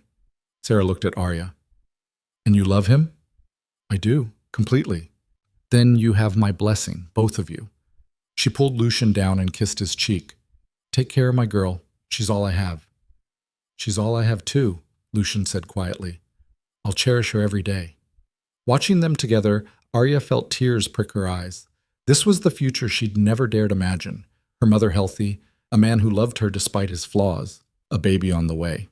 Complicated and messy and absolutely real. The months passed in a blur of doctor's appointments and nursery planning and Lucian's continued therapy. He was changing, slowly but noticeably. He asked instead of demanded more often. He gave her space when she needed it. He was learning to communicate fear instead of masking it with control. Dr. Chen says I'm making progress, he told her one night, his hand tracing patterns on her swollen belly. Still have a long way to go, but progress. I can see it. You're different than you were. Better? More real. Less perfect, but more genuine. She caught his hand, holding it still. I like this version of you. Even though I'm a mess? Especially because you're a mess. It makes you human. At 6 months, they found out the baby's sex. A girl. Isabella, just as Lucian had hoped. A daughter. He stared at the ultrasound image like it held the secrets of the universe. We're having a daughter. Are you disappointed? I know some men want sons. Disappointed? Arya, I'm terrified. He looked at her, raw emotion in his eyes. I'm going to have a daughter in this world. A world full of men like me. Men who take what they want, who see women as possessions. How am I supposed to protect her from everything? You can't. But you can raise her to be strong, to know her worth, to never let anyone, even her father, make her feel like less than she is. What if I mess her up? What if I'm too controlling, too overprotective? Then I'll balance you out. We'll balance each other out. She pulled his hand to her lips, kissing his knuckles. We're in this together, remember? Together, he breathed out slowly. Right, together. They married quietly in the estate garden 6 weeks later, Arya 7 months pregnant and glowing in a simple white dress. Her mother attended, healthy and strong, tears streaming down her face as she watched her daughter marry the man who'd saved both their lives. You look beautiful, Lucian whispered as they stood before the officiant. You're biased. Completely. Helplessly. Eternally biased. He squeezed her hands. Ready to be Mrs. Moretti? Ready as I'll ever be. The ceremony was brief, the vows traditional, but when Lucian slipped the wedding band onto her finger, Arya felt the weight of it like a promise. Not a chain this time. A choice. Her choice. I love you, he said, his forehead pressed to hers. Thank you for choosing me. For choosing this. Thank you for being worth choosing. They kissed as husband and wife, and Arya felt something settle in her chest. This was her life now. Complicated, unconventional, built on a foundation of manipulation that had somehow transformed into genuine love. But it was hers. Finally, truly hers.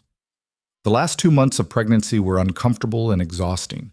Arya's feet swelled, her back ached constantly, and she couldn't sleep more than 2 hours at a stretch. Lucian was attentive to the point of being overbearing, constantly asking if she needed anything.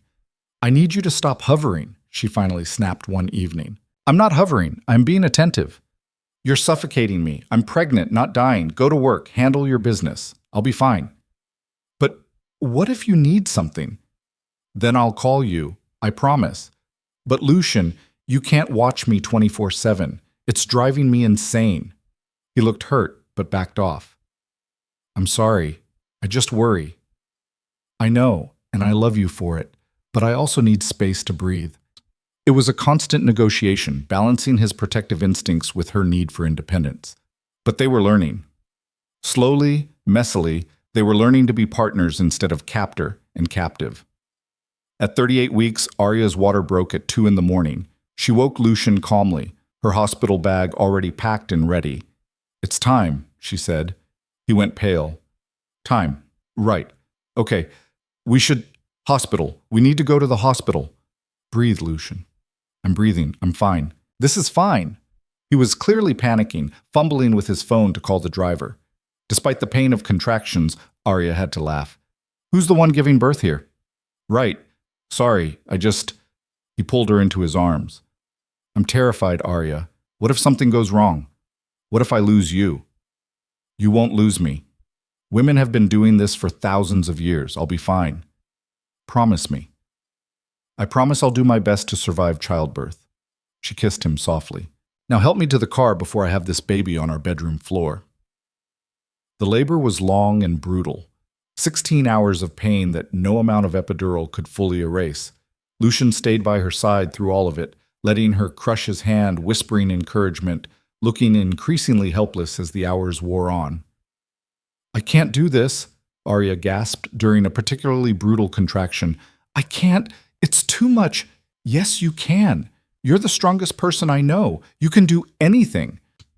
He pressed a kiss to her sweaty forehead. Just a little longer, love. Just a little longer.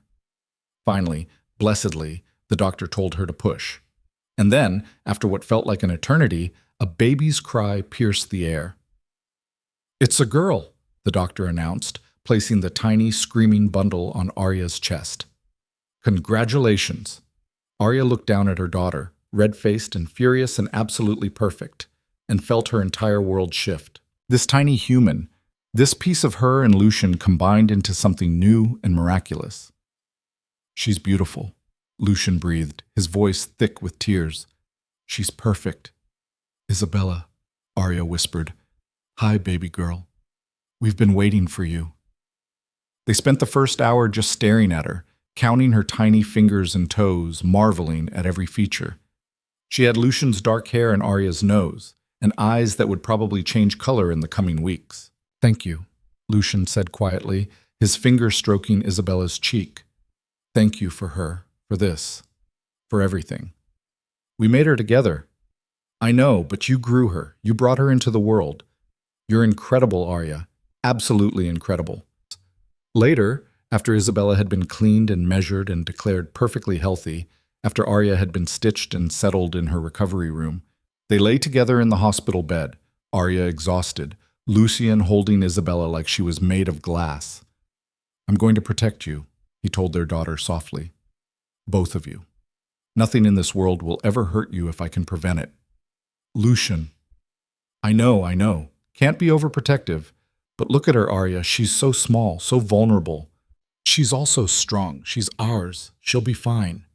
He looked at Arya, love and fear and wonder mixing in his expression. How did I get this lucky? How did I deserve this? You didn't deserve it. None of us deserve the good things we get. We just have to be grateful for them and try to be worthy of keeping them. I'll spend my whole life trying to be worthy of you two. I know you will. They stayed like that for hours. A small family in a hospital room, the future spreading before them, uncertain and beautiful. The journey to this moment had been twisted and dark, built on manipulation and desperation. But looking at their daughter, at the pure, innocent life they'd created, Arya couldn't bring herself to regret any of it. This was what love looked like after it had survived fire and fear and betrayal. Messy and complicated and stronger for having been tested. I love you, she told Lucian. I love you too. Both of you. My whole world in this one room. Isabella yawned, her tiny fist curling around Lucian's finger, and Arya watched her dangerous, complicated, impossible husband fall completely and utterly in love with someone other than her for the first time. It was perfect. The first weeks with Isabella were a blur of sleepless nights and endless diaper changes, of learning her cries and rhythms, of stumbling through new parenthood with equal parts terror and wonder. Lucian was surprisingly hands-on for a man who ran a criminal empire, waking for midnight feedings and changing diapers with the same focused intensity he brought to business negotiations. You don't have to do this, Arya told him one night at 3 a.m. as he rocked their crying daughter. We have staff. You need sleep. So do you, and she's my responsibility too. He looked down at Isabella, his expression soft in the dim nursery light. Besides, I don't want to miss this. She's only this small once. Arya's heart swelled watching them together. This was the man beneath the violence and control, someone capable of profound tenderness when he allowed himself to be vulnerable. You're a good father, she said quietly. I'm trying. Isabella's cries quieted as she settled against his chest. Dr. Chen says it's good for me. Having someone completely dependent on me but who I can't control forces me to accept uncertainty. How's that going? Terribly. I want to bubble wrap her and lock her in the safest room in the house. He smiled wryly. But I'm resisting the urge. Mostly. I may have upgraded the security system and installed cameras in the nursery and run background checks on every staff member who comes within 50 feet of her. Lucian. I know. I'm working on it. He transferred Isabella to her crib, watching to make sure she stayed asleep. It's harder than I thought, loving something this much, being this vulnerable. Arya moved to stand beside him, her hand finding his. Welcome to parenthood. Is it always this terrifying? I think so, but also this beautiful. They stood together in the soft glow of the nightlight, watching their daughter sleep, and Arya felt something shift inside her. The last pieces of resentment, the final shadows of their dark beginning, they didn't disappear, but they transformed into something she could live with. Part of their story instead of the whole of it. Her mother visited often, her health fully restored now, the cancer in complete remission. She doted on Isabella with the fierce joy of someone who'd almost lost their chance at grandmotherhood. She has your chin, Sarah told Arya one afternoon, cradling Isabella in her arms. And your stubbornness, I suspect. Look at how she refuses to let go of my finger. That's all Lucian. He doesn't let go of anything either. Speaking of your husband, where is he? Business meeting. Should be back soon.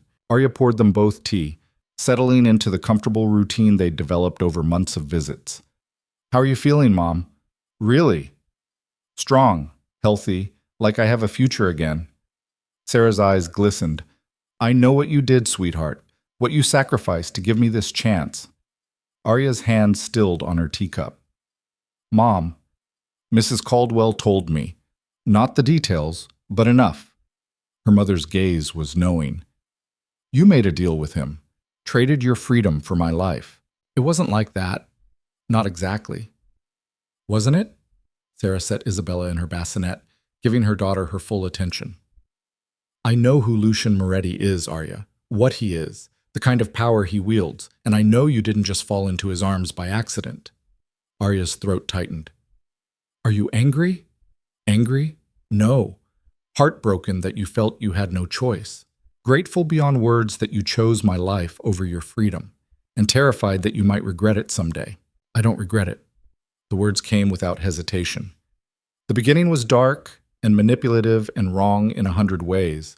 But Mom, what we have now, it's real. He's changed. I've changed. We're building something genuine. Do you love him? More than I thought possible. And he loves you? Truly? Yes. Obsessively, possessively, but genuinely. He'd burn the world for me and Isabella. Sarah studied her daughter's face for a long moment. Then I suppose that's what matters. Not how you started, but where you are now. You don't hate him? I don't know him well enough to hate him. But I'm watching, sweetheart. I'm watching to make sure he treats you the way you deserve. And if he doesn't, her expression turned steely. Cancer survivor or not, I'll find a way to make him pay. Arya laughed, surprised. Mom! I'm serious. Nobody hurts my daughter, not even the man who saved my life. When Lucian returned home that evening, he found Arya in the nursery, standing over Isabella's crib with tears streaming down her face. What's wrong? He was at her side instantly, searching for the problem. Is she okay? Are you okay? She smiled. Arya's voice broke. I was changing her diaper and she looked up at me and smiled. A real smile, not gas. She smiled at me, Lucian.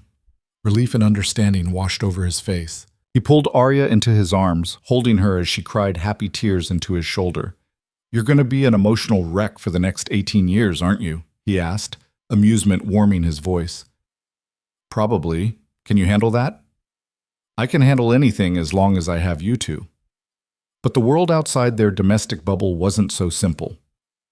3 months after Isabella's birth, trouble found them again. One of Lucian's business rivals, a man named Viktor Kozlov, started making threats. Not against Lucian directly, but against his family. It's just posturing, Lucian said, but Arya could see the tension in his shoulders. Victor's trying to gain leverage. He won't actually do anything. How can you be sure? Because he knows touching you or Isabella would mean war. Total, scorched earth war. He's not ready for that. But what if he is? Arya's arms tightened around their daughter. What if he decides you're vulnerable now? That we're your weakness? Lucian's expression went cold and dangerous.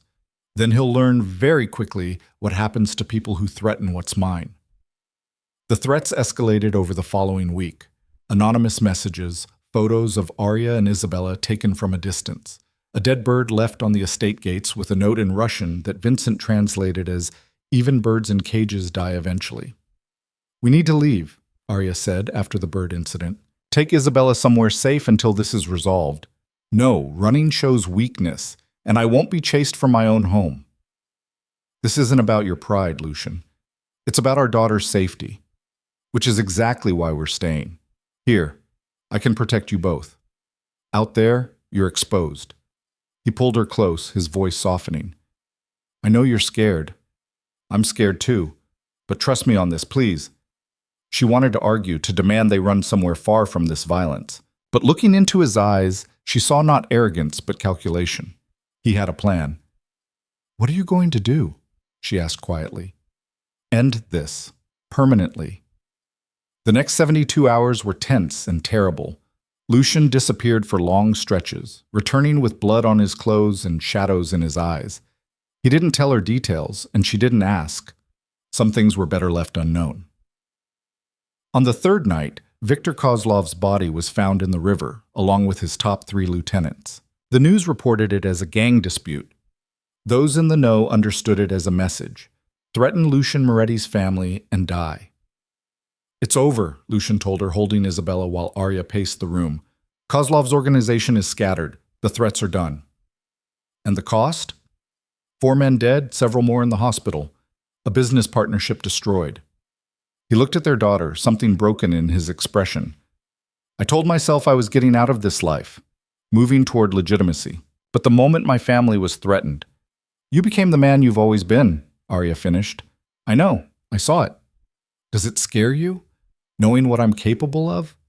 She thought about lying, about offering him easy comfort, but they'd built their relationship on brutal honesty, and she wouldn't abandon that now.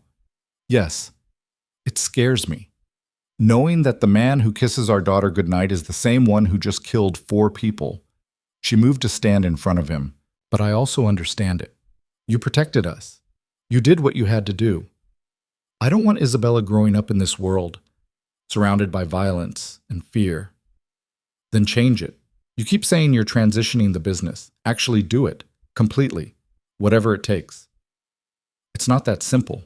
Make it simple." She took Isabella from his arms, cradling their daughter against her chest. "You're Lucian Moretti. You reshape reality to suit your will. Reshape this. For her. For us." He stared at her for a long moment, something shifting in his expression. "You're right. I've been moving too slowly, trying to maintain too much of the old empire. But if I have to choose between power and my family, you choose us. I choose you. Every time." He pulled them both into his arms. "I'll do it. Complete divestment from the illegal operations. It'll take time, maybe a year, but I'll do it. Promise me." "I promise. On Isabella's life, I promise." The transformation didn't happen overnight. It was a slow, methodical process of selling off assets, cutting ties with dangerous partners, restructuring the Moretti empire into something that could survive scrutiny. Lucian threw himself into it with the same intensity he'd once brought to criminal enterprises, working 18-hour days to build something legitimate. "You're going to burn out," Arya warned him 6 months into the transition. "I'm fine." "You're exhausted. You barely sleep, you hardly eat. Even Dr. Chen is worried about you." "Dr. Chen worries about everything. It's her job." "Lucian." Arya caught his face between her hands, forcing him to look at her. "I need you alive and healthy. Isabella needs you. What good is a legitimate empire if you're dead from a heart attack at 40? He softened, his hands coming up to cover hers. "I'm trying to give you the life you deserve, both of you. A life where you're not constantly looking over your shoulders, where our daughter can grow up normal." "We don't need normal. We need you. Present, healthy, here with us." "I'm here." "Barely. When's the last time you played with Isabella? Really played with her? Not just kissed her goodnight before she was already asleep?" Guilt flickered across his face. "I've been busy." "Too busy for your daughter?" The words hit like a slap. Lucian stepped back, running his hands through his hair. "You're right. I'm doing exactly what my father did, prioritizing empire over family. So stop. Delegate. You have good people. Use them. And if something goes wrong, then we handle it together.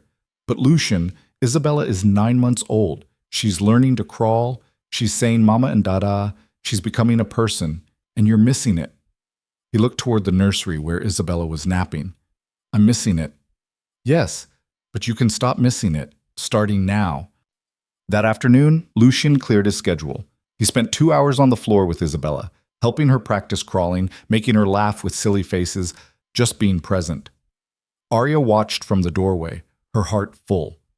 This was who he could be when he let himself. Not Lucian Moretti, the crime boss, not the calculating businessman, just a father playing with his daughter. "She's getting fast," he called to Arya, laughing as Isabella crawled toward him. "Soon she'll be running, and I'll have to chase her through the entire estate.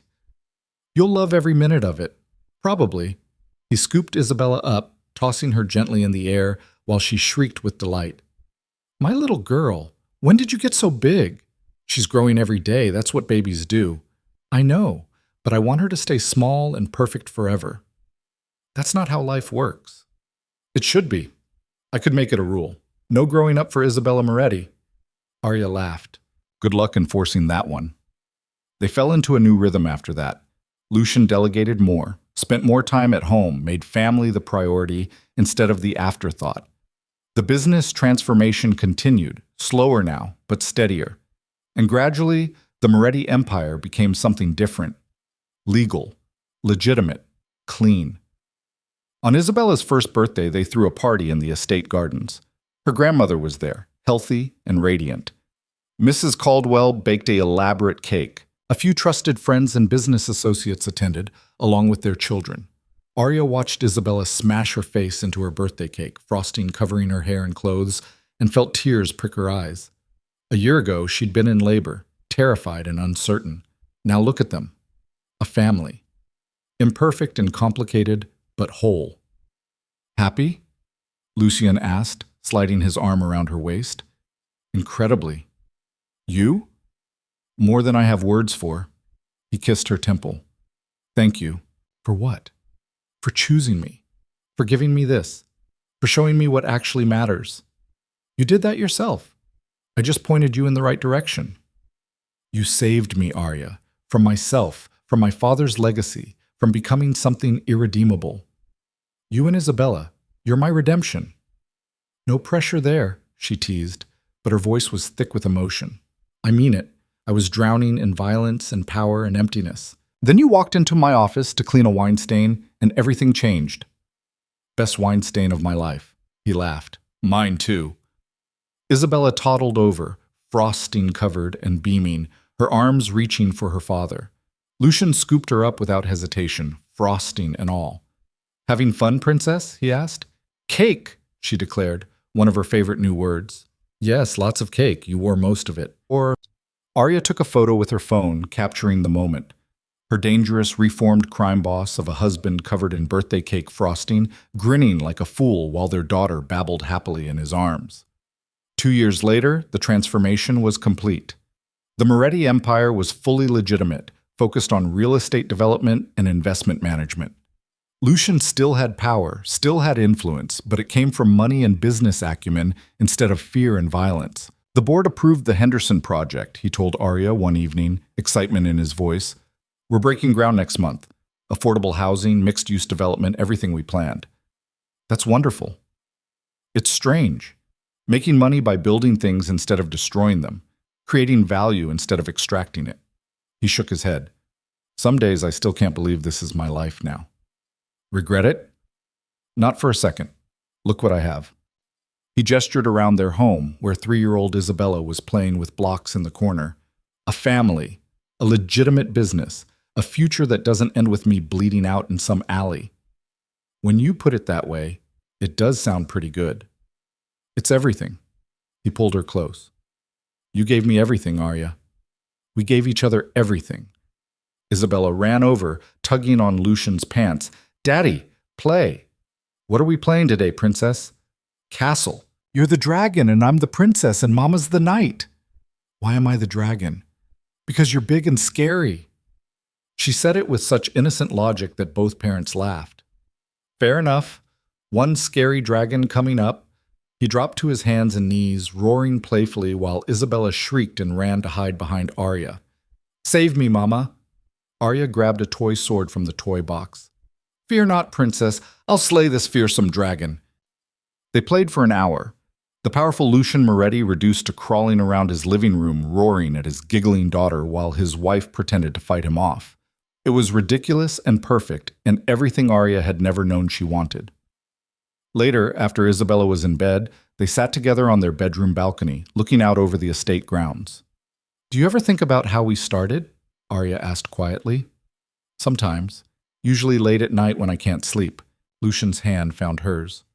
I think about the wine stain, the deal I forced on you, the manipulation. Do you regret it? I regret how I did it. I wish I'd been better, less controlling, But regret the outcome? No. You and Isabella are the best things in my life.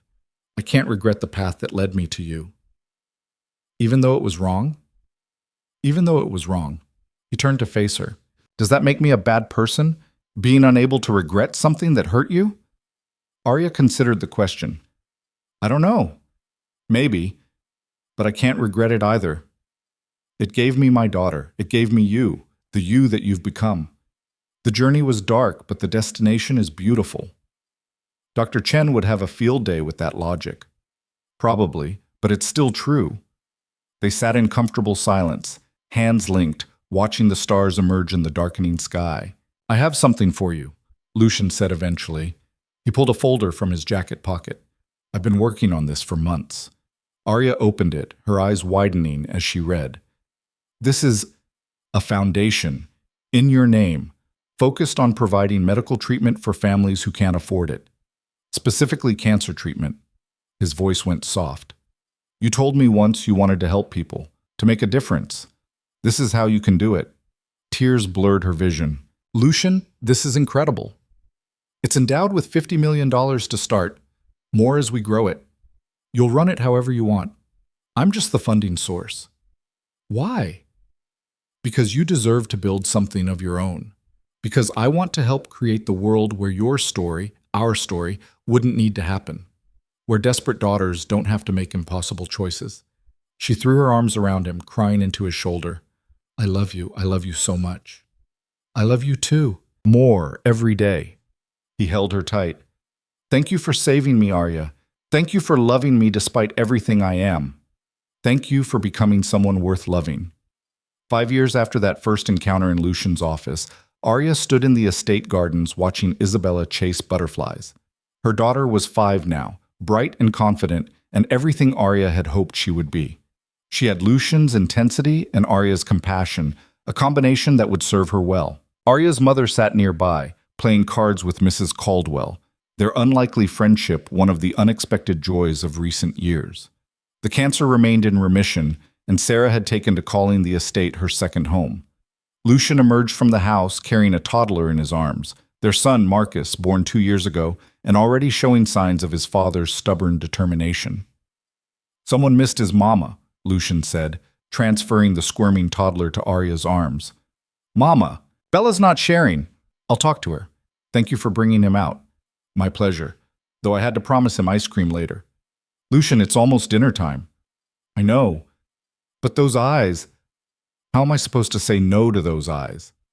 Arya laughed, kissing her son's cheek. You're hopeless. Hopelessly in love with my family, yes. Isabella ran over, throwing herself at her father's legs.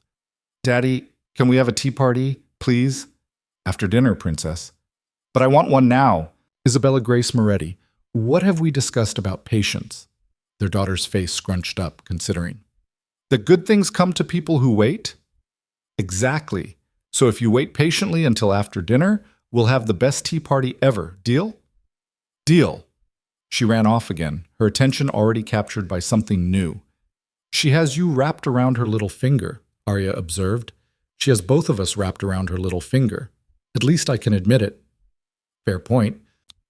They stood together, watching their children play.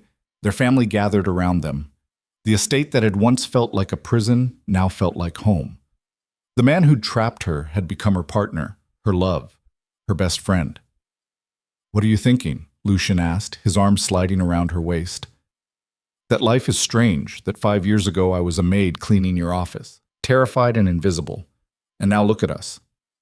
Look at us, he echoed. Think you made the right choice? Saying yes to my deal? I think I made the only choice I could make at the time. But what we built from that choice, that's what matters. Not how we started, but who we became. Together. Together. She leaned into him, feeling Marcus settle against her shoulder, watching Isabella dance through the garden. Always together. Lucian pressed a kiss to her hair. I love you, Arya Moretti. Thank you for changing my life. Thank you for letting yourself be changed. As the sun set over the estate grounds, painting everything in shades of gold and amber, Arya felt something she'd never experienced as that invisible maid scrubbing floors for minimum wage. peace, contentment, the absolute certainty that she was exactly where she was meant to be. The journey had been dark and twisted, the beginning built on manipulation and desperation, but they'd transformed those shadows into something beautiful, a love that had survived deception and learned to choose honesty. A family built on foundations that should have crumbled but instead became stronger for being tested. It wasn't a fairy tale. It was better than that. It was real, messy and complicated, and absolutely perfectly theirs. Isabella's laughter rang out across the gardens as she chased another butterfly, and Marcus babbled happily in Arya's arms, and Lucian held them all like they were the most precious things in his world. Because they were. And in that moment, surrounded by the life they'd built from impossible circumstances, Arya knew with absolute certainty that she was loved. Not as a possession, not as something owned, but as a partner, an equal, the heart of a man who'd learned that true strength came from vulnerability, that real power came from love. The invisible maid had become a queen. The crime boss had become a father. And together, they'd built an empire not of fear and violence, but of hope and family and second chances. It was enough. More than enough. It was everything.